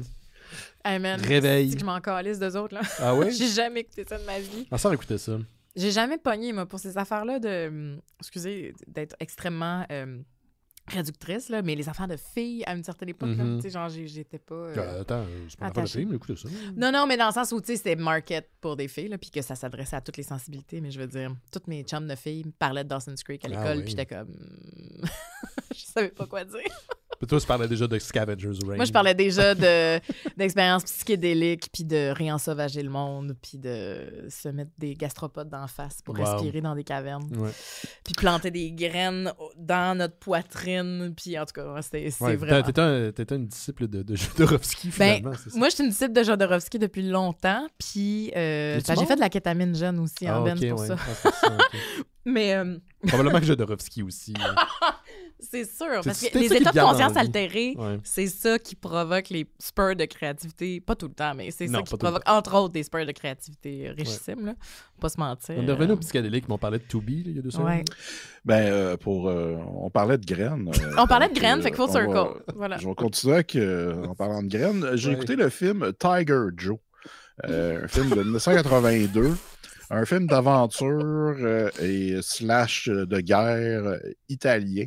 Wow. Avec David Warbeck, Tony King, Luciano Pigozzi et Annibale. Et c'est réalisé par Antonio Margaretti, qui est le maître des maquettes, des miniatures. Le maître des maquettes. Il y en a dans tous ces films, puis ils sont vraiment le fun. Le titre honorifique maître des maquettes, là, ça me fait vraiment plaisir. Puis le film, OK, l'histoire, en gros, c'est un gars qui a son team. C'est comme un petit team de qui font des petits vols d'avion, puis ils livrent des affaires.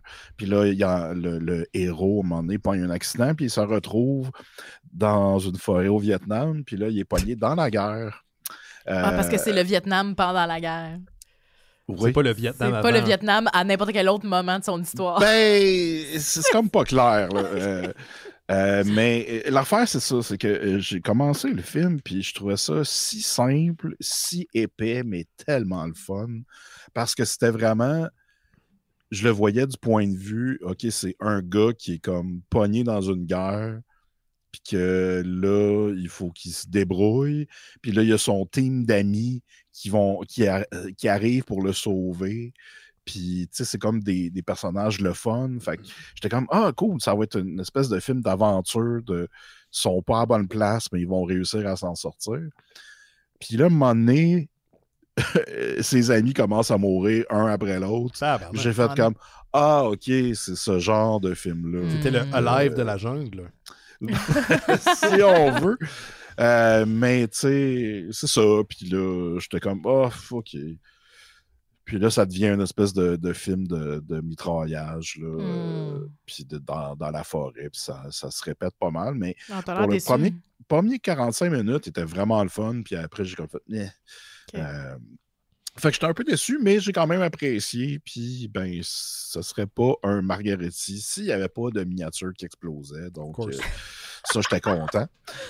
Puis là, à cause de ce film-là, dedans, il y a l'actrice Annie Bell, et elle, c'était une... en fait, elle a fait beaucoup de films un peu dans la vague Emmanuel ou Black Emmanuel. Dont dans le film Black Emmanuel, White Emmanuel, c'est elle, la White Emmanuel. C'est un versus ou Eunice Leur-Force? Quand je dis Eunice Leur-Force, je parle du ciseau. Oui, exactement. Le ciseau et beaucoup de liche. J'aime ça quand ils font le ciseau, puis ça appelle le méganosaure, mais en tout cas, c'est beau. Oui. Quand ils merge. Ça devient un Power Ranger. Wow, le Power Ranger des Black Emmanuel, ce serait hot en esti. Puis là, c'est ça, c'est que j'avais un film qui s'appelle Annie, un film de 76 pas avec le même elle. Univers, non. C'est Annie Bell qui joue Annie et il y a la toune thème qui arrête pas de dire Annie Bell, Annie Bell. C'est ça, en tout cas. Mais là, l'affaire, c'est que ma copie que j'avais était en italien et je n'avais pas de sous-titres. Oh merde. Mais t'as étudié l'italien, toi, non? Ben, à un moment donné, j'essayais de comprendre, puis évidemment, si tu le pratiques pas, tu le perds. Ouais. Mais, tu sais, c'était comme une fin de soirée, j'étais vête, je me suis dit, tu sais, je vais continuer, on va voir, je vais voir si je comprends quelque chose. Puis là, ça commence, et il y a un vieux monsieur qui vient chercher Annibelle à l'école, puis là, après, ils s'en vont en voyage à Hong Kong. OK. Elle a quel âge? Ben, dans l'histoire... C'est pas clair. J'imagine qu'elle a comme 17, 18, tu sais. Parce elle sort des classes, genre là, de film-là. Exact. Puis là, moi, dans ma tête, ce gars-là, c'était comme son père qui l'amenait en voyage, tu sais. Puis à un moment donné, ils sont comme dans une chambre d'hôtel. Là, les deux sont en robe de chambre sur le lit. Je me fais, ils jasent, mais OK. C'est weird, mais bon, whatever. Puis là, à un moment donné, elle s'assoit dans le sofa. Puis là, on voit lui qui se met à genoux devant elle. Puis il jase. Puis là, je dis, hey! Puis là, à un moment donné, il y a un plan sur elle qui jouit. Puis là, on voit des mains du monsieur qui se montrent l'écran. J'ai fait, oh, OK! Ce n'est pas son père. J'avais mal compris. Puis... Ça. Après, j'ai comme arrêté. Puis j'étais comme, mais pourquoi j'écoute ça? Ça t'a fait sortir de ton corps un peu. Ouais, ben j'étais comme, c'était vraiment un vieux monsieur. En tout cas, fait que j'ai écouté le film de Skateboard Kid. Ça avait l'air extraordinaire. Et ça, my God, un chef-d'œuvre. Est-ce qu'il y a un skateboard? Il y a un skateboard, il y a plusieurs skateboards. C'est un film, évidemment, pour enfants, avec un skateboard qui après un éclair, devient comme Johnny 5 et Vivant? devient vivant. Wow. Et il y a une petite bouche en avant qui parle. Oh, non. Et c'est la voix de Dom DeLuise. Parce que Wow. pourquoi pas? Puis, évidemment, le skate va aider un jeune qui n'a pas d'amis à oublier son père qui est décédé, mais aussi à le faire voler dans les airs et à faire des tricks. Ce que j'ai aimé aussi... Ben, c'est ça! J'ai aimé, même si c'est en 93, le côté tellement 90s, radical, avec des prises de vue en fisheye, puis des skates qui jump, puis là, du monde qui fait « wow! » C'était vraiment ça. La belle époque. Ça finit avec une espèce de toune pendant le générique là, qui est très de l'époque, en fait. Un peu punk, un peu métal. En tout cas, j'étais comme content. Là. J'ai écouté ça, puis j'étais « hey, c'est si simple. » C'est pas obligé d'être compliqué. Non, puis ça m'a fait du bien. Puis là, j'ai écouté le 2. Parce qu'il y a un 2. Et vibe complètement différente. Il n'y a plus le côté fisheye, musique, 90s skate. C'est vraiment juste un film pour enfants, poche. C'est le même personnage ou c'est un autre affaire? Non, même pas. C'est autre chose. C'est même pas le même skate. Dans le premier, le skate qui est comme refait, puis il a l'air un peu d'un scooter sans le poteau, mettons. Mais juste. Puis, il y a comme des fils, puis tout ça. Là, dans l'autre, c'est juste un skate, puis on entend une voix. Fait que, j'étais très déçu. Ouais. C'est comme s'il avait décharné le personnage un peu. Là. Ouais, mais le Skateboard Kid, 1993, ne boudez pas votre plaisir. Il est sur Tubi? Hey, c'est une bonne idée. C'est le genre de film qui serait disponible sur Tubi. Hey, c'est sûr. Vous êtes vraiment en amour avec Tubi, là, sortez avec. Là. Tubi, Colin. C'est gratis. Je check parce que... il y a de la crap sur Tubi. Ouais, j'ai jamais essayé. Peut-être qu'éventuellement les Mystérieux seraient sur Tubi. Ouais, peut-être. C'est malade. Toutes nos émissions. Toutes nos émissions. Ouais. 20 ans de contenu, ça risque de peut-être... On enlève les 100 premières. OK. Non, il n'est pas sur Tubi, malheureusement. Bon. Peut-être avec un VPN, mais je sais pas. VPN. On peut regarder. Fait que c'était les grands films que j'ai écoutés. C'est ça. Sinon, j'ai pas mal joué à Spider-Man 2. Ah oui, t'as un PlayStation maintenant, là, c'est ça. J'ai un PS5, puis j'ai fait le jeu à 100%. Excellent jeu. Le premier était meilleur, mais le 2 il était très bon. Qu'est-ce qui est moins bon dans le deuxième? Je sais pas, j'ai l'impression qu'il était plus long le premier, puis il y avait un petit peu plus de gravitas dans l'histoire. On découvrait New York aussi. Hein? Oui, la fin du 1 est tellement incroyable. Là. Mais aussi, dans le 2, à un moment donné, tu deviens Venom, puis toi, tu joues en Venom et tu détruis plein d'affaires. Yes. Ça, c'est le fun. Ouais. Puis... Venom ne fait pas à fil. Hein. Lui, il dépasse. Non. Puis là, je suis en train de jouer à Jedi Survivor. Oh, nice. Okay. Ouais, fait que on parlait de planètes tantôt, puis là, c'est ça que je fais, j'explore des planètes. Là. On parlait de Spider-Man aussi, Simon. Puis Spider-Man, le premier avait été écrit, entre autres, par, est-ce que tu te souviens? Un auteur de bande dessinée qui a écrit Spider-Man pendant plusieurs années. Attends une minute. Dan Slott. Ah, OK. Dan Slott qui a écrit... Ah, le jeu. Oui, excuse-moi, je t'ai fait un saut de même. Mais Dan Slott qui avait écrit le jeu de Spider-Man, qui a écrit Spider-Man, ou qui a été derrière une des forces créatives de Spider-Man pendant 15 ans. Et puis, qui écrit pour Marvel depuis plusieurs années, ben là, il va faire le saut du côté de DC Comics. Ça a été annoncé la semaine passée par DC Comics. Il va écrire une série qui s'appelle Superman Unlimited. Donc, c'est un monthly. Ça va être publié à chaque mois.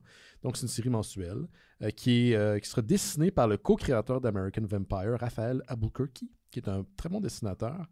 Et ça va faire partie d'une initiative du côté de l'éditeur qui s'appelle The Summer of Superman. Parce que l'année prochaine, pas l'année prochaine, mais l'été prochain, pardon, il va avoir le 11 juillet le film de Superman de James Gunn, que j'ai bien hâte de voir. Et là, DC Comics, il dit, on va sortir plein de shit promotionnel pour aller un peu dans... pour faire donner le goût aux gens d'aller voir le film, parce que bon, ça fait toute partie de la même entité, là, DC, Warner Brothers, DC Studios, c'est la même chose. Donc ça va faire partie de ces initiatives-là. Puis le premier numéro va sortir le 21 mai, si ça vous intéresse. Il y a une 10 pages de preview qui va être disponible dans le numéro spécial de Free Comic Book Day. Checkez bien ça, le titre, ça s'appelle DC All-In 2025 FCDB Special Edition numéro 1. Et t'avoir. Donc ça, c'est 10 pages de preview là-dedans. Ça sort le 3 mai pour le Free Comic Book Day. Pour les gens qui ne savent pas c'est quoi, c'est une journée où vous pouvez aller dans n'importe quel comic book shop. Puis il y a des quantités limitées là, parce que les boutiques payent quand même un certain montant pour les copies, mais vous êtes censé avoir accès à des comic books gratuits qui sont des avant-goûts de ce qui s'en vient. Puis Superman Unlimited numéro 1 en fait partie. Je suis bien curieux de voir ce que Dan Slott va faire pour ça. D'ailleurs, la prémisse était assez intéressante.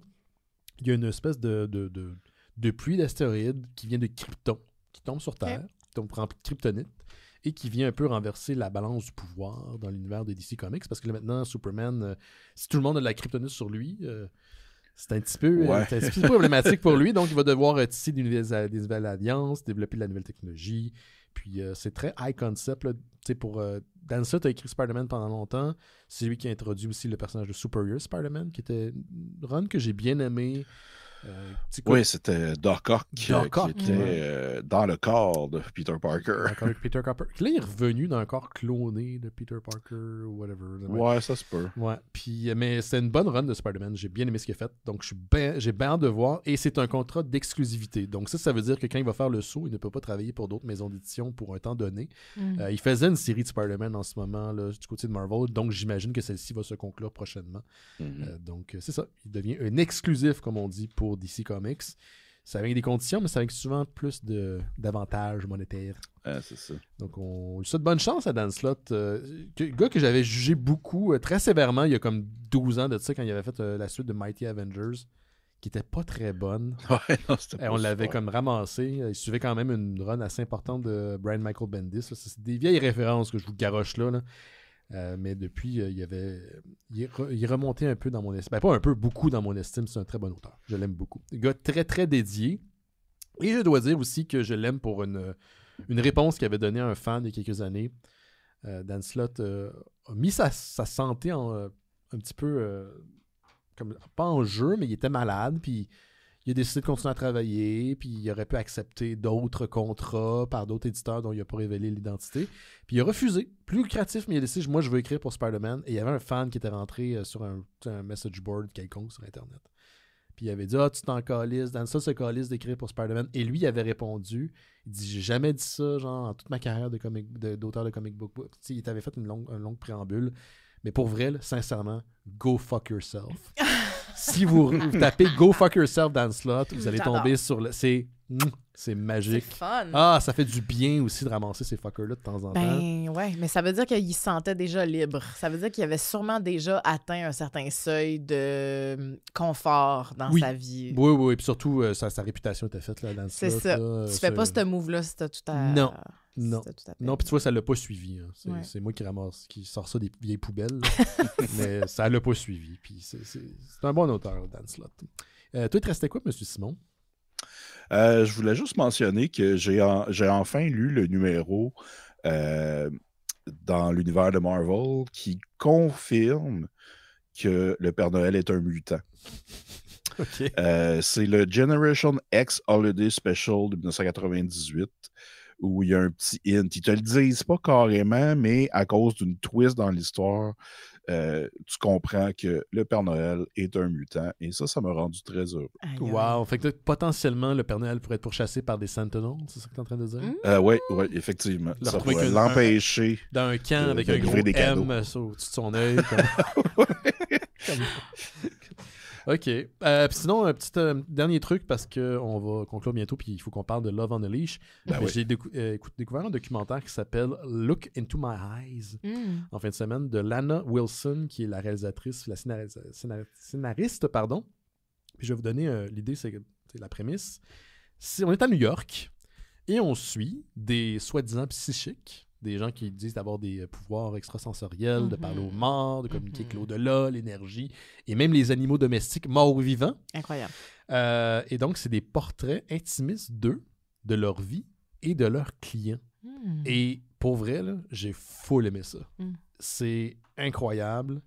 Je pense que les gens qui participent au documentaire de Mme Wilson croient leur bullshit ou croient ce qu'ils disent. C'est des gens souvent très, très créatifs. Ils ont tous eu une expérience qui les a bouleversés à un moment donné dans leur vie, qui les a amenés ultimement vers leur profession de psychique. Et c'est ça. C'est des gens qui ont voulu soit percer en cinéma, en art, en scénarisation, puis ils n'ont pas été capables. Mais c'est des storytellers. Mais c'est des storytellers. C'est surtout, moi, je pense que pour ceux qui croient à ce qu'ils disent, c'est des gens qui suivent un certain flux de conscience. On les voit aller. Il y en a certains là, qui sont plus habiles que d'autres. Mais je pense que dans leur process, ils sont honnêtes. Peut-être à part celle qui parle aux animaux, là, qui est vraiment whack. Mais reste que les gens qui le reçoivent, et puis il y en a plusieurs, là, puis on les voit devant caméra, puis communiquer avec leur psychique, c'est ça. C'est toutes des inquiétudes profondément humaines. T'sais. Est-ce que cette personne-là m'a vraiment aimé? Est-ce que cette personne est encore en vie? Telle chose m'est arrivée? Qu'est-ce que ça veut dire pour le passé, le présent, le futur? Puis c'est ça pendant une heure et demie, c'est hyper bien construit. Puis là, au début, moi, j'ai le bullshit meter très, très, très sensible. Là, je viens vraiment irrité par les gens qui sont des peddlers. Mais elle m'a eu. Lana Wilson m'a eu dans ce documentaire-là qui est tout sauf dans le nouvel âgiste ou nouvel âgeux ou on n'est pas dans du scam, on fait pas la promotion de ces croyances-là, on est dans des portraits profondément humains. Fait que si vous pouvez mettre la main là-dessus, je vous le conseille fortement. Le film est fini, mais j'avais une petite émotion. Ça m'a un peu je vais pas dire pardonner, là, mais ça m'a pas réconcilié avec ces gens-là qui entretiennent ce genre de croyances-là ou qui vont peut-être mettre du monde, mener des gens en bateau. Je pense qu'il faut rester très, très, très sceptique puis très, très prudent dans ces démarches-là. Mais ça m'a réconcilié avec les gens qui vont les consulter. Ils sont pas forcément des idiots. En fait, le film commence avec une docteure qui a une expérience très traumatisante quand elle a commencé sa carrière 20 ans plus tôt, quand elle avait 30 ans. Puis le film commence avec ça. Puis c'est « Oh! OK, on est là-dedans. » là. Puis ils ont tout de quoi, les psychiques, tout de quoi de très attachant. Quand tu dis psychique, Ben, juste préciser, tu parles de psychic? Psychic, oui, j'ai comme traduction anglo-francophone. Okay. Médium. Ouais. Mais il y en a ils disent sensitif. C'est sensitif le mot que j'aurais juste employé. Donc, mais tu sais, je veux dire, comment tu décris quelqu'un qui parle supposément des animaux morts ou vivants, là, ça n'a pas rapport. Mais en tout cas, allez écouter ça, ça s'appelle Look Into My Eyes, c'est malade. Puis j'ai trippé. C'est cool, ça me fait vraiment penser au sentiment que j'avais ressenti quand j'avais écouté The Curve. Je sais pas si vous vous en souvenez de ce documentaire-là, c'était sur les Flat Earthers, ça avait sorti, je pense, au début des années 2010.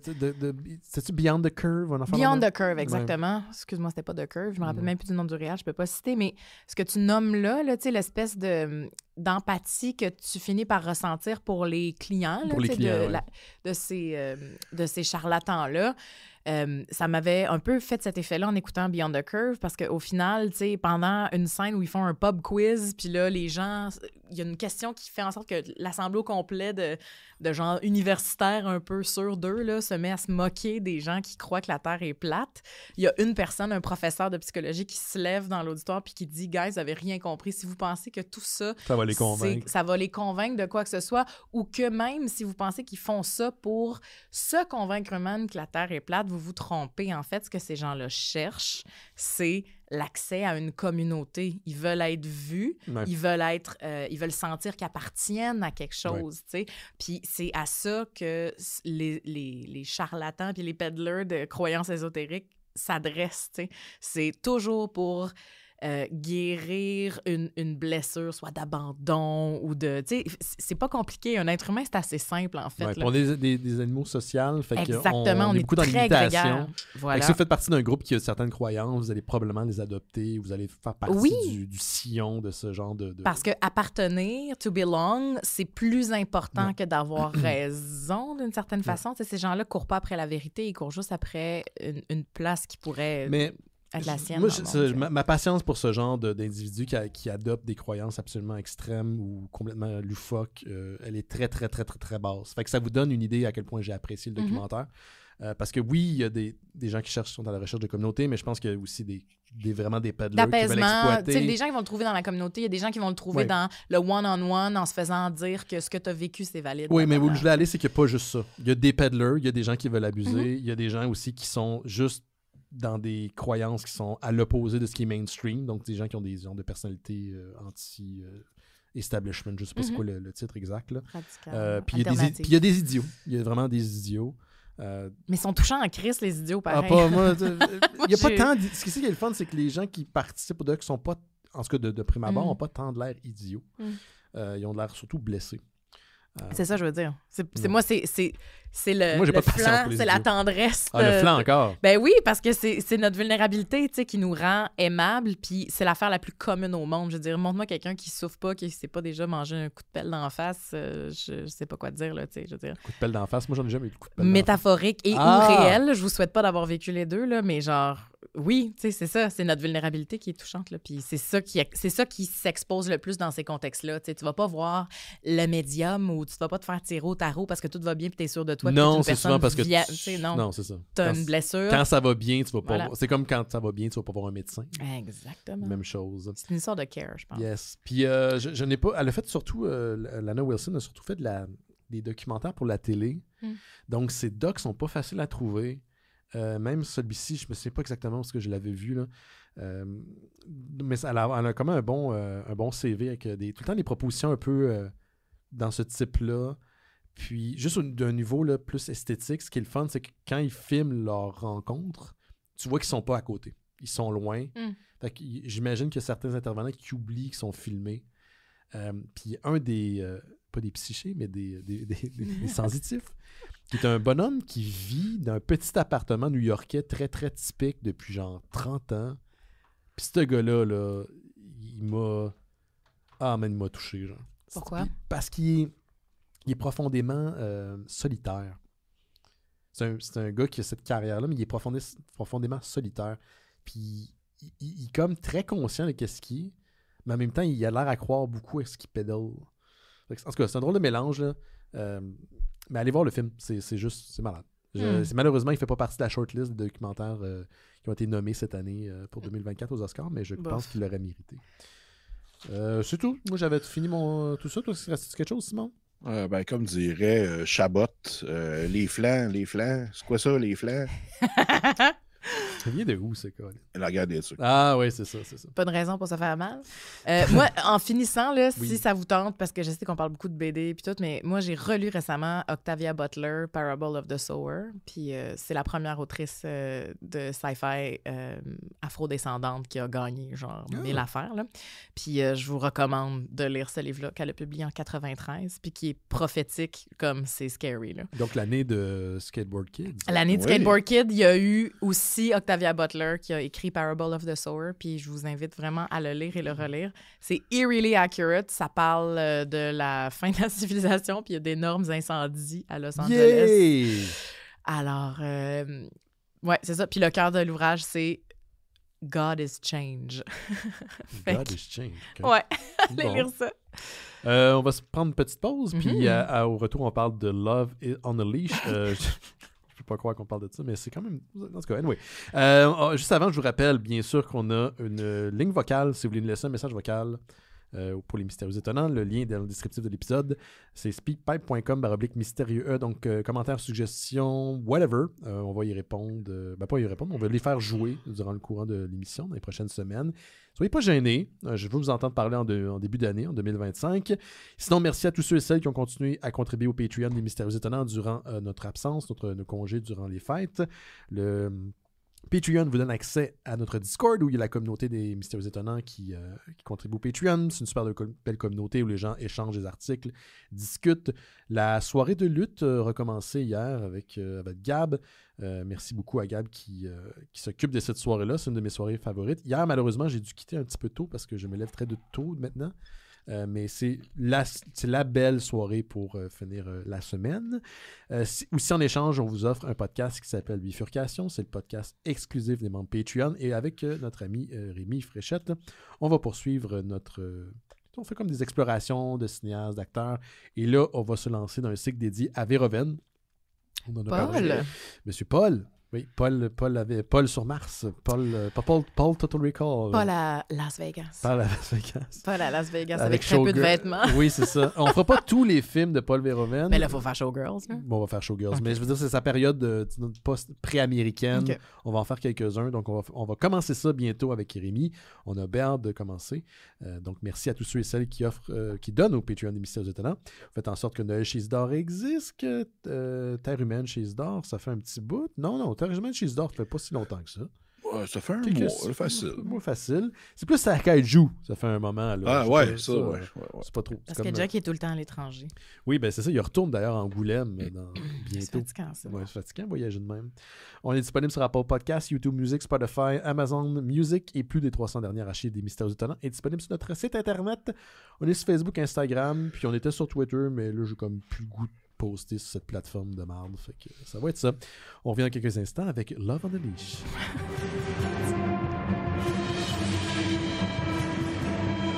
Vous écoutez les Mystères Étonnants, on va maintenant parler du sujet de la semaine. Et cette semaine, pour commencer notre 19e saison, le premier épisode de 2025, on parle de Love on the Leash. Film de 2011, réalisé et sans doute scénarisé par Fan Tian. Film qu'on a découvert grâce à Simon durant le spécial de Noël des Mystérieux Étonnants, qui est toujours disponible d'ailleurs sur toutes nos plateformes, entre autres sur YouTube, si vous voulez nous écouter en vidéo. On est là, sur Facebook aussi. Puis le film aussi est sur YouTube. Ah oui, le film est sur intégral. YouTube. Ah bon, ben écoute. Simon, comment? Tu décrire un peu la prémisse? Tu l'écoutes 3 fois, toi. La prémisse, c'est une fille qui s'appelle Lisa, qui est une fille qui aime s'habiller en vert, qui est vierge et qui a de la misère à trouver l'amour. Où est-ce qu'elle veut le chercher? Elle le cherche-tu? Je sais plus. Pas clair, je sais pas si elle le cherche. Puis, elle a fait la rencontre d'un Golden Retriever qui, lui, est un humain qui a été réincarné en chien parce que dans son ancienne vie, c'était un asshole. Fait que là, il faut qu'il, à cause d'une petite flaque d'eau magique dans le parc Jory, il faut qu'il essaye, il faut que le chien réussisse à prouver qu'il peut être en amour véritable. Et ces deux-là se rencontrent et là, le soir, il devient un humain. Et le jour, il redevient un chien. Mais en fait, c'est pas juste le soir, c'est quand c'est quand le soleil est couvert. Ouais. Puis ça, c'est... ça, ils sortent un peu de leur cul. Ouais, c'est ça. Mais il y a plusieurs étapes d'exigence. C'est comme des épreuves successives que le chien passe. Moi, c'est comme ça que j'ai compris. C'est vrai. Ouais, parce qu'initialement, il peut se transformer n'importe quand. Il devient juste humain, mais c'est qu'après, il revient à la petite étang. Non, mais c'est la requête, en fait, que l'étang passe. À chaque fois, elle change. C'est comme, OK, tu as passé la première étape de trouver quelqu'un. Ouais. Mais là, il faut que tu l'aimes. Mais là, après ça, il faut que tu te sacrifies. Elle change beaucoup d'idées, j'ai l'impression. C'est une continuité. C'est assez linéaire, mais pas stable. Ben, j'ai l'impression d'assister à quelqu'un qui riff une présentation à job. Puis aussi, c'est ça, le chien, la voix du chien est par un gars qui clairement s'est rendu compte que c'était de la merde, puis il a comme décidé de dire n'importe quoi, et c'est pas tout le temps bon non plus. Non. C'est un drôle de film. Il n'y a pas de... Ça dépend à quelle version vous trouvez, mais la version la plus connue n'a pas de musique, à part pour une tonne de David Bowie, un moment donné. Qu'on sait pas, évidemment, ils n'ont pas les droits pour ça. Là. Oh non, ils n'ont pas payé pour. Mais c'est vraiment déroutant, hein, le pas de trame sonore. Là. C'est fou comment un accompagnement musical bruitiste limite là, accompagne le visuel. Puis là t'as l'impression d'être dans un vacuum. Tu sais, t'es largué complètement. L'avez-vous écouté sur un bon système de son? Dans le sens que le son chez vous... Juste une TV. Parce que moi, je l'ai écouté avec mes AirPods, puis le son est quand même bien là, sur ces appareils-là. Puis ce qui m'a le plus troublé, c'est au départ, quand j'ai lancé le film, je pensais que mes écouteurs, c'était pas branché. Ça arrive des fois. Puis là, j'ai entendu le micro s'ouvrir. Parce que, tu sais, des fois, sur une enregistreuse quelconque, tu peux entendre le début du clic du mécanisme pour enregistrer. Puis là, ça a fait un en white noise. Et là, fait que j'entendais... littéralement, les room sont weird, là. On l'entend même sur une TV. Puis c'est gossant, fait que ça n'arrête pas on-off constamment dans le film. Puis de temps en temps, dans les écouteurs, c'est un truc que j'ai remarqué, je veux juste le dire tout de suite parce que j'étais vraiment fâché hier quand je l'écoutais. J'entendais des bruits de criquets que la personne a clairement laissé en background dans cette espèce de chaîne de montage, ou des oiseaux, des bruits d'oiseaux très très bas en pleine nuit. Il y a une connexion avec la nature qui est particulière chez cette réalisatrice-là, parce que c'est vrai qu'elle soigne absolument pas justement les room tones, les niveaux de volume quand les personnages ont des dialogues, mais quand on est à l'extérieur, on dirait qu'elle veut créer des petites textures, puis qu'elle... C'est vraiment weird, ouais. Elle s'essaye. Je sais pas si c'est son cousin ou elle qui a monté, là, mais clairement, la personne n'avait pas d'expertise là-dedans non plus. Je sais pas. Elle a l'air d'être assez hands-on. À mon avis, puis on en avait parlé avec Simon pendant le visionnement, ça a l'air du genre de réal qui est comme un peu dans la micro-gestion de tout. Là. Je te dis pas qu'elle a tout fait elle-même, là, mais... Parce que même les premiers films d'un réalisateur ou d'une réalisatrice, tu sais, qui n'est pas nécessairement qui a beaucoup de talent, sait comment les humains parlent ou interagissent. Puis cette personne-là n'a aucune notion de comment... J'ai l'impression que si tu donnais ce film-là est le résultat de l'IA. OK? Non, c'est le résultat de quelqu'un qui a une belle confiance en soi, puis qui a peut-être pas beaucoup de métiers. C'est un IA qui a confiance en lui. C'est un IA qui a confiance en lui, elle, et qui a pas tout à fait l'expertise requise pour nous faire avaler tout ça. Mais c'est son show, là. Oui, c'est clairement son show. Puis je trouve que, c'est ça. Qu'est-ce qu'on fait quand on parle d'un film au Mystérieux Étonnant? Est-ce qu'on le défile comme... On y va un peu comme on peut, là. Je pense qu'au début, on dit comment qu'on a apprécié. Oui, merci de me rappeler. Mais dans un cas comme celui-là, c'est un petit peu difficile. Mais tu me tends une perche, Simon, je vais te le demander. Comment, très rapidement, là, pas rentrer dans les détails, comment t'as aimé ou pas aimé Love on a Leash? Moi, j'ai adoré mon premier visionnement. Ouais. Mon deuxième a été plus, comment dire, académique, parce que c'était pour le show. Pour le spécial de Noël, non? Oui. Okay. Puis le troisième a été difficile. Parce que je pense qu'il faut que tu sois dans un certain mood pour ça, parce que c'est quand même c'est pas facile.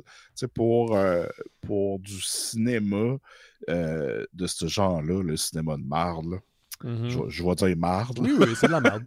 mais je veux dire, tous les mauvais films et tout ça, dans The Room, Birdemic, tout ça, tu sais, ça a sa place. C'est un gros morceau. Mais faut être dans un mode particulier pour vraiment l'apprécier. Faut être disposé à recevoir ces choses-là. Puis je pense que, tu sais, on a peut-être un peu forcé la note. Là. Le troisième visionnement, c'est un peu moi qui l'a fortement suggéré, voire imposé. Puis d'ailleurs, je veux m'excuser formellement. Je voulais pas l'écouter toute seule. Moi, je l'ai écouté toute seule, OK? Ben Benoît, tu n'aurais pas dû faire ça. Non. Parce qu'on fait pas ça. On commence à avoir assez de métier puis d'expérience derrière la cravate pour savoir qu'on fait pas ça. Ben c'est parce qu'il fallait que je l'écoute, puis je l'ai écouté dimanche tout seul. Puis mais t'appelles un ami dans ce temps-là, tu niaises pas, là. J'ai écouté Severance après. OK, t'es correct. Tu t'es comme rincé. Oui, je me suis rincé. Moi, j'ai pris des notes en rafale, puis j'aimerais ça vous en lire quelques-unes parce que... je peux-tu juste dire, moi, si je l'ai aimé ou pas? Ben, t'as-tu aimé ça? J'aime la loupe dans l'esprit de la personne qui...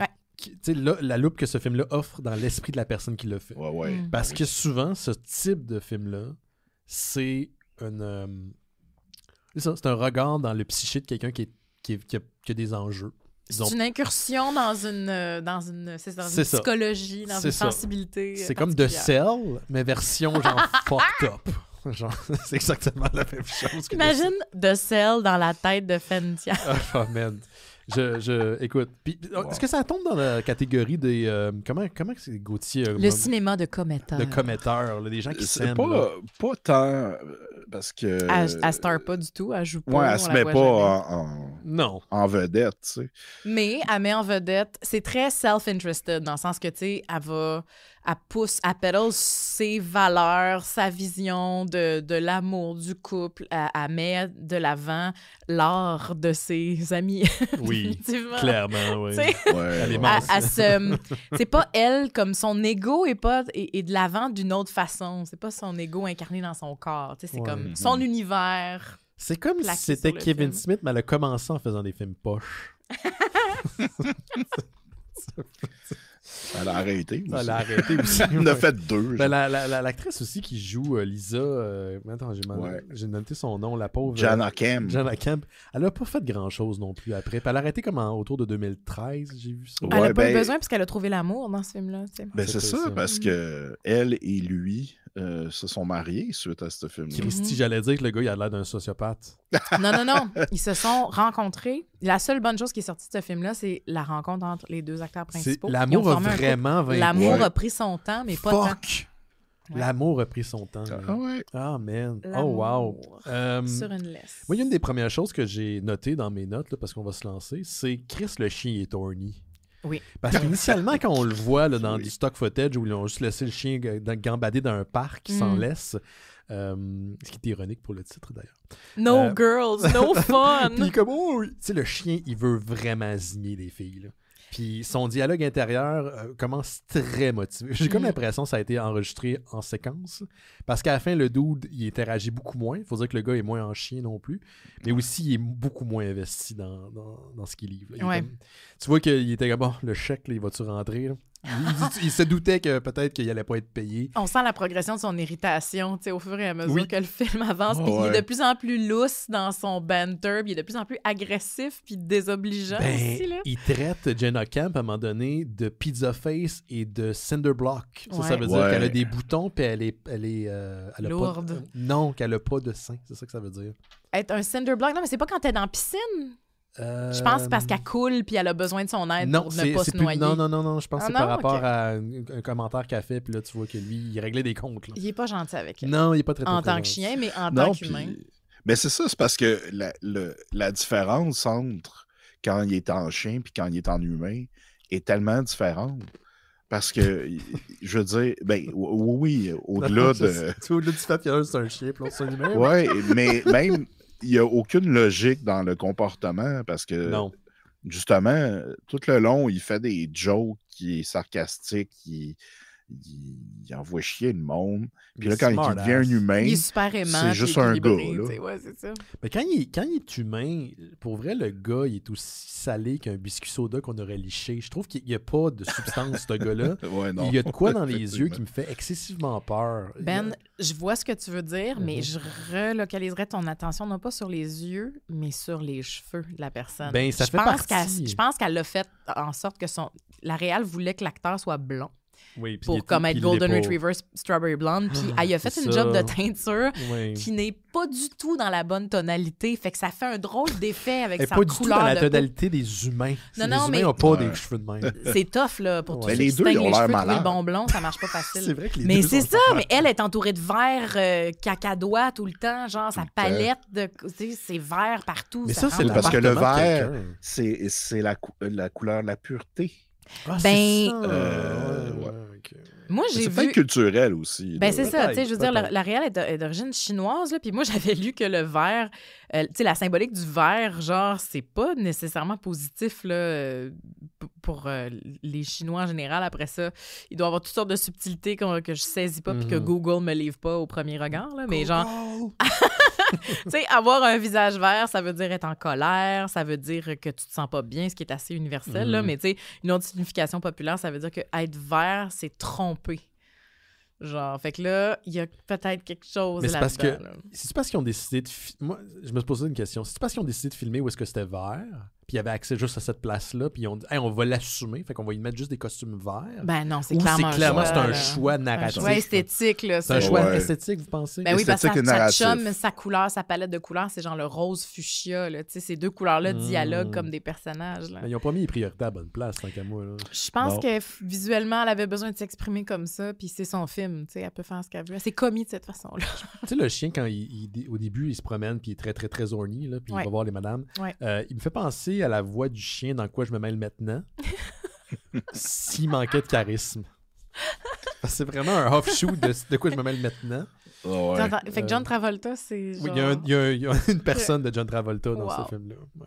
Bon, ben c'est extraordinaire. Mais il y a aussi, tu sais, au-delà de la prémisse du chien et tout ça, tu sais, t'as juste sa situation familiale à elle, avec sa mère qui la contrôle et qui décide qu'elle va dater. puis qu'il faut absolument qu'elle se marie. Tu sais, il y a comme... Il y a tellement d'affaires qui ne fonctionnent pas. Ouais. Mais sa vie amoureuse n'a pas d'esti de bon sens, là. Tu sais, genre, c'est ça, elle a une relation toxique avec sa mère qui est hyper contrôlante. Puis là, elle décide de se mettre, de s'exposer là, à des expériences. Fait qu'elle se met à dater plein de monde en même temps, mais c'est tout du monde. 2 gars.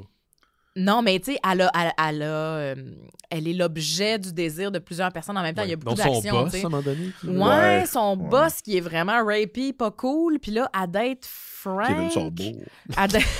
Qui est genre un drunk Kevin Sorbo. Il ressemble au... Kevin Sorbo tout court. Ma mère, elle s'est remariée, puis il ressemble à son deuxième mari. Oh, Jesus. Il ressemble à Michel. Mais tu sais, genre, son boss qui l'invite à sortir, puis là, elle est comme « Non, merci », puis là, finalement, elle va dater Frank, puis là, Kyle, qui est awesome, mais on apprend qu'il est gay, puis là, il propose un mariage arrangé pour faire fermer la gueule de sa famille, puis là, elle est comme « Oh non », puis là, elle rencontre la belle-mère, elle rencontre sa future belle-mère, la mère de Frank, qui dit « Tu vas devoir te faire ligaturer les trompes ». Oui, parce que là, c'est son enfant qui a déjà... Ils ont déjà un enfant, puis c'est le petit là. prince qu'on doit comme, tu sais, encadrer, puis ça va prendre toute ton énergie. Mais tu sais, le on président tombe des États-Unis qui dit... vite dans des considérations vraiment intenses. C'est comme c'est fucking deep pour le niveau du film. Là. On n'est pas du tout sur le même plan. Pour elle, dans sa tête, j'ai l'impression qu'elle se voulait que tout ça, c'est une caricature. C'est accentué, ben oui, mais ça marche clair. pas parce que c'est pas maîtrisé. Si tu veux que ça soit transmis dans ton expérience, si tu veux que ton audience sente cette intention-là, il faut vraiment que ça soit travaillé au quart de tour, puis elle l'a pas.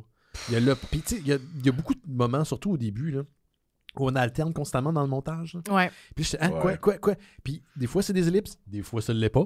Des fois, c'est juste dans la même scène. Fait que t'as vraiment de la difficulté à suivre. Le temps n'existe pas, en fait. Je pense que c'est comme un récit. Time is a flat circle. Ouais, exact. C'est un récit qui est étalé sur un espace-temps, puis on pick and chose un peu où et quand on se trouve. C'est des choses comme immanentes. Tout le temps à la fin.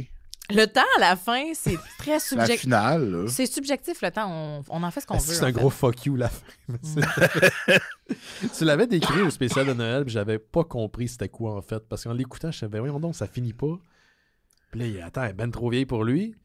Non. Le film nous sort un truc de son cul. Il vieillit. Puis là, ils sont du même âge. Fait que c'est correct. Quoi? Puis lui, il est pas... Deus ex machina. Il est jeune, il devient vieux. Puis là, les deux, ils rajeunissent parce qu'ils se sont mariés. Parce qu'ils se sont retrouvés. Il y avait une histoire de dog years. À la fin, ça finit.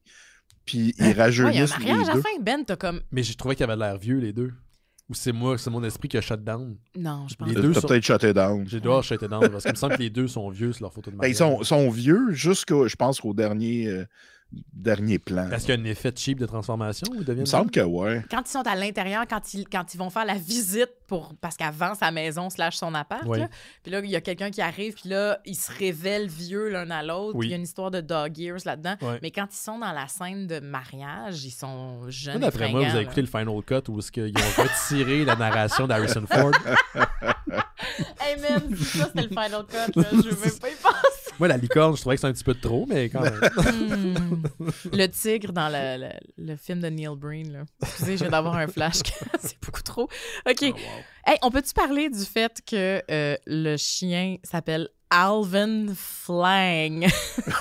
Le vrai nom du chien. Le vrai nom du personnage, c'est Alvin Flang. Quand j'ai entendu ça, j'ai fait pause. Puis là, attends, on va le remettre. Qu'est-ce qu'elle a dit? Puis là, j'ai essayé de l'écrire.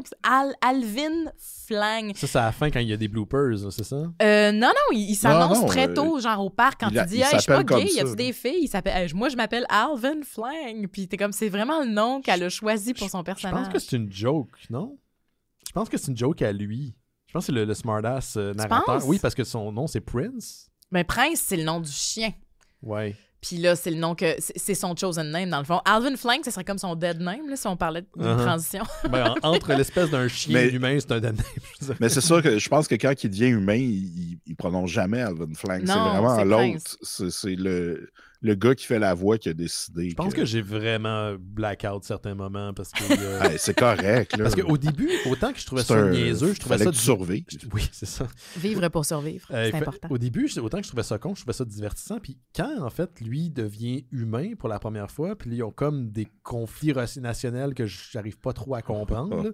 Ce bout-là, il y a vraiment un creux, puis c'est long. Là. Puis j'arrêtais pas de regarder le timing. Ah, Chris, il reste 1 heure. Simon, il cassait. Là, quand elle pleurait trop, Simon, il était comme là, non. C'est ça. Là, c'est parce que Lisa, un moment donné, là... Prends-tu-toi, là. Elle était faible. Elle est tellement faible. Mais oui, mais Chris, as-tu vu son teint? Son teint, c'est pas juste là, le reverb du verre qui l'entoure. Elle est vraiment pas bien. Elle est malade. Elle manque de fer. Là. Non, là, elle a pas eu Tabarnak, man. Elle a... Au lieu d'essayer de trouver une solution au fait que, OK, là, je date un chien. Mais le soir, il devient un homme. Là, on va essayer de trouver, pas le soir, mais quand il fait pas de soleil. Pas de soleil, oui. Mais non, elle, c'est comme tout le long. Là. Puis c'est comme, essaye quelque chose. Ouais, c'est ça. C'est comme si tu veux que make it work, là, t'es capable. Là. Hey, dans mes notes, j'ai un mot vraiment cute. On parlait, parce que j'ai fait un peu de recherche sur la zoophilie puis la zoo. Bon, là, t'as scrapé ton algorithme. Non. Fuck off, là. Comme je t'ai dit, j'ai pas de VPN, hein, fait que anything goes. Ouais. Mais j'ai marqué l'animour. L'amour avec les animaux. Je trouvais ça vraiment cute. Excusez, il fallait que je vous en parle. Est-ce qu'on peut parler du canard qui semble être un marqueur de temps dans le récit? À chaque fois qu'il y a comme justement des ellipses qu'on sait pas on si c'est des vient au parc ellipses. Puis un canard sur l'étage. On vient au parc puis il y a un shoot de canard en plongée puis qui chemine vers le bas, vers le haut. Des fois, sont c'est comme une transition là, entre les scènes. C'est tout le temps des petits canards dans un petit lac. Oubliez le swipe, là. Ou le langage visuel de cette réalisatrice-là, tu sais, elle voulait construire des choses, tu sais, comme créer des tableaux, tu sais, comme développer un langage. Mais comme tu dis, Ben, c'est juste tellement pas maîtrisé que ça nous laisse... Tu sais, sans le souffle. Là, je peux juste revenir sur quelque chose que tu viens de dire. Il y a quelques secondes, on parlait du fait que elle broyait tout le temps. Puis on s'entend que ces gens-là ne parlent pas comme des humains, là, mais particulièrement la jeune dame. Puis c'est une réalisatrice qui a donné ces mots-là dans la bouche. Puis c'est sûr qu'elle devait comme réviser beaucoup les takes. Puis OK, on y retourne. Tu sais, j'aurais compris ça d'un Neil Breen ou d'un dude, mais non, c'est une femme qui a fait parler cette madame-là. Qu'est-ce que tu veux dire? Ça t'étonne qu'une femme soit autant contrôlante? Non, c'est pas ça que je veux dire. C'est que je veux dire qu'elle parle pas comme une personne. Elle parle comme quelqu'un qui chigne, qui ne fait que chigner. Tu sais, l'idée stéréotypée de la madame là, qui est pas capable de s'assumer puis qui a pas de vie. Puis... T'aurais aimé ça qu'en tant que femme, elle présente une autre... Ben non, pas que j'aurais aimé. J'aurais cru que c'est ça qui serait arrivé de base, mais là, j'aurais pensé que c'était un gars qui avait écrit son scénario tellement que c'est stéréotypé d'un point de vue. La misogynie, c'est internalisé. C'est là où je veux aller, femmes, tabarnouche. Christophe. Hey Christophe, mais en parlant de misogynie puis de relations comme complexes de femmes entre elles, tu sais, je veux dire, c'est la relation que Lisa a là avec sa BFF qui est comme une sassy black friend, on ne peut plus cliché, là. Oui. Tu sais, genre qui, elle, habite le monde du rose fuchsia, là, tu sais, c'est ça. Fait que qui se prend plein de dudes aussi. Qui se prend plein de dudes. Elle vit sa sexualité de façon très libérée. Puis honnêtement, l'actrice qui la joue est vraiment super bonne. Puis tu sais, c'est celle qui joue le mieux là, dans tout le cast. Puis tu sais, c'est plate qu'elle se soit fait confier un rôle vraiment poche puis stéréotypé, mais genre, elle l'assure vraiment. Mais une chance qu'elle était là, Chris, c'était comme une bouffée de fraîcheur dans l'espèce de monotonie verte du reste. Mais il y a un moment vraiment weird où elle se fait écrire une scène où genre... Paula découvre enfin que Lisa, dans le fond, a un mari. Oui. Qu'elle, elle voit juste comme un humain. Puis elle est frue. Elle est tellement frue de découvrir que sa meilleure amie a un amant dans un sac de nettoyeur. À un moment, elle fait comme « Ah, il était là tout le long! » C'est pas la douche? Je sais pas, il y avait un rideau qui a des zips. Là, là elle est comme frue parce que tu m'as menti, tu m'as dit que t'étais vierge puis que t'avais des principes, ben t'es une crise d'hypocrite puis t'as pas de principes puis tu me fais sentir mal d'être une ça slotte. Marche pas, ces conflits-là. Je l'ai noté, ça n'a pas rapport. Puis, aussi, tu sais, OK, tu peux, mettons, tu te chicanes, tu te reparles après, là, c'est pas quelque chose qui va... disparaître. Elle disparaît puis il se retrouve des années plus tard quand ta elle vient visiter la maison. Mais ils ne sont pas reparlés, ils ne sont pas recroisés à LA. Là. Ça n'a aucun sens. J'aime, tu sais, quand une des mères, la mère d'un de ses chums avant qu'elle date le chien, là, c'est comme le dude, c'est elle qui a comme un petit-fils qui va devenir le président des États-Unis. Tu sais, c'est la prémisse de The Omen, en fait. Là, ça fait qu'on pense au fait qu'elle est une gynécologue et nutritionniste. Ouais. Puis tout de suite après, dans mes notes, je sais pas pourquoi j'ai écrit ça, j'ai marqué « ça fait juste 15 minutes ». Ça fait littéralement 15 minutes que la fille date son gars, puis il y a des gens en train de... C'est ça, c'est elle qui propose de se faire ligaturer les trompes. Oui. Puis c'est important dans notre famille. Ça faisait 15 minutes dans le film, dans mon écoute, puis on était déjà rendu. Mais je pense que dans le temps, être filmique aussi, ça faisait genre 15 minutes qu'ils se fréquentaient. 2 secondes qu'ils se voyaient. Je pense qu'ils n'ont même pas eu... ils se sont même pas donné des becs. Sa première date, puis sa mère est là. Oh my God. C'est incroyable. Hein. Puis le setup aussi, c'est ça, la mère très toxique de Lisa, puis son amie, je l'ai appelée la Gypsy, je sais que c'est politically complètement incorrect de dire ça. Appelons-la... la diseuse de Bonaventure. La personne roumaine, probablement. Elle joue une personne Elle vient roumaine. des pays de l'Est. Elle vient des pays de l'Est. Ah, d'accord. Les pays de l'Est! Les mœurs sont différentes. C'est pas pareil ici, hein? Non. Shout-out à Pérus, puis Killikindish, puis tout. Ouais. Mais ouais, c'est ça, tu sais, quand ils font une espèce de setup sur un dance floor latin, là, ils payent des gars pour danser avec. Ils payent des gars pour danser avec, puis là, chaos ensues, puis t'es comme, qu'est-ce qui se passe? Elle est dans une espèce de salle de danse, puis là, il y a plein de gars qui se ruent sur elle, puis elle est comme, tu sais, littéralement, genre, ils sont chest à chest, puis elle essaie juste d'exister. C'était vraiment une belle illustration. La relation vraiment oppressante qu'elle a avec sa mère. Puis j'étais comme, OK, I see you. Il y a un bout qui fait pas de sens dans cette relation-là parce qu'eux autres, ils soupçonnent que Prince est quelque chose qui il y a quelque chose qui cloche. Qui cloche, tu sais. Ouais. Fait que, je sais pas, elle s'appelle Rita, la madame, qui est l'amie de sa mère, je pense. Je pense que ouais. J'ai marqué la Gypsy Cray Cray. Ben, elle fait très Rita dans ma tête, là. Fait qu'à un moment donné, elle rentre chez Jenna. Puis elle, Rita, elle a un trip, elle va à l'aéroport pour regarder les avions décoller puis s'envoler puis atterrir. C'est très cute ce détail-là. Oui, sauf que ça n'a pas rapport, ça sert juste à un moment donné, elle se pointe, puis elle dit « Hey, je voulais aller à l'aéroport, mais je me sentais pas bien. » Ma fille est dans le char, va la porter. Sa fille est dans le char, j'ai pas compris ce détail-là, parce qu'elle dit « Vas-y, va à l'aéroport. » Fait que là, elle part. Elle reste à la maison avec Prince. Ouais, pour qu'il y ait une espèce de face-off. De confrontation. Puis lui, Prince, sachant qu'il va être... il se sent pas bien, là, il sait qu'il va se faire poigner. Pourquoi il serait poigné, je sais pas. Il se sauve. Puis elle part à courir après. Puis il s'enferme dans les toilettes d'un restaurant random, qui est sûrement des amis de la réalisatrice. Puis elle attend à l'extérieur. Mais qu'est-ce que tu pensais accomplir? Puis quand on ouvre la porte, le chien se sauve. Mais c'était quoi ton plan? Il sort des toilettes, puis tu voulais faire quoi? C'est vraiment dur de revenir à l'intention de l'artiste puis à la motivation des personnages. Parce que on se pose la question, Christophe. C'est complexe dans sa tête. Là, oui. Je sais pas si c'est complexe, mais c'est beaucoup de questionnements. Ouais. Un film comme ça, là, c'est beaucoup de questions, peu de réponses. Mais sa mère... On comprend à un moment donné, c'est quoi, genre, justement, tu sais, la psychologie de sa mère se révèle un peu. À un moment donné, elle dit, genre, parce que moi, tu sais, je me suis fait crisser là le jour de mon mariage. Tu sais, à un moment donné, elle nous montre son petit flanc tendre, puis là, elle nous dit, OK, c'est pour ça que je suis PTSD de même, puis je suis une crise de folle qui veut pas reproduire les erreurs de mon passé, fait que je vis par procuration. La vie de ma fille, mais on sait que tout ça, c'est toxique. Là. C'est donc la première fois qu'on la voit, sa mère, elle appelle au téléphone, puis on la voit comme... Elle est éclairée... comment je pourrais dire ça? En douche, là? Ouais, comme en douche. Fait que tu vois juste la silhouette. Ah, en contre-jour, contre-plongée, je pense. Contre-jour? Contre-jour. Le contour de son corps, c'est pas le professeur Mad, là. Elle est pas comme genre j'autorise gadget. Non, mais clairement, c'est un méchant. C'était les outils. Avec les outils qu'elle avait, la réal a fait voici, tu sais. Parce que je pense que, je sais pas, puis là, encore une fois, j'extrapole, là, puis j'espère que je fais pas de l'appropriation culturelle, mais, tu sais, j'ai déjà entendu que, c'est vrai partout dans le monde aussi, j'en suis la preuve vivante, mais que, tu sais, la relation, tu sais, entre les parents et les enfants chinois, surtout si t'es immigrant de première génération, c'est vraiment rushant, tu sais, faut que tu réussisses. Hey, j'ai une date vendredi avec exactement ce que tu viens de décrire, puis elle m'a écrit ça pendant 2 heures de temps. Ouais, ben c'est ça, je pense que c'est vrai. C'est vrai, le cliché est vrai, elle dit oui, c'est vraiment vrai. Vraiment vrai, parce que, genre... tu sais, il y a vraiment the stakes are high, l'investissement puis le sacrifice est énorme aussi. C'est quelque chose qu'on peut même pas comprendre. Là. Nous, on est tellement privilégiés. Là. Fait que, tu sais, je pense qu'elle parle un peu de cette expérience-là aussi puis de sa relation mère-fille qui est fucked up probablement à cause de ça, tu sais. C'est fucked up. Payer 40$ pour 2 drinks. Où t'es allé pour ta date? Je suis allé une place dans le Vieux-Port. Ah, ben oui, voyons donc, tu t'aides pas dans le Vieux-Port, C'était sa suggestion, c'est pourquoi? Parce qu'elle habitait à côté. Elle a pris mon truc.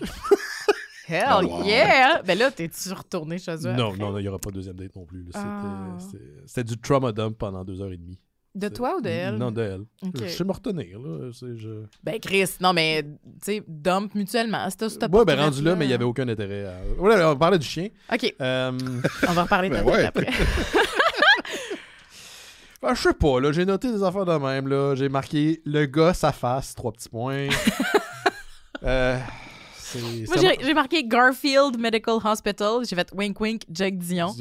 J'aime beaucoup Garfield. Puis, j'aime bien la pub dans laquelle Prince participe à un moment donné qui comprend des ninjas et la toune de David Bowie. Non, mais attendez, là, ça, tout ce schéma-là, on l'a complètement occulté, mais genre, le chien, premièrement, a un don pour la mode, puis il se fait repérer par un agent d'artiste en tant que chien qui veut le signer dans son agence, puis là, il devient une espèce de petite méga star, là.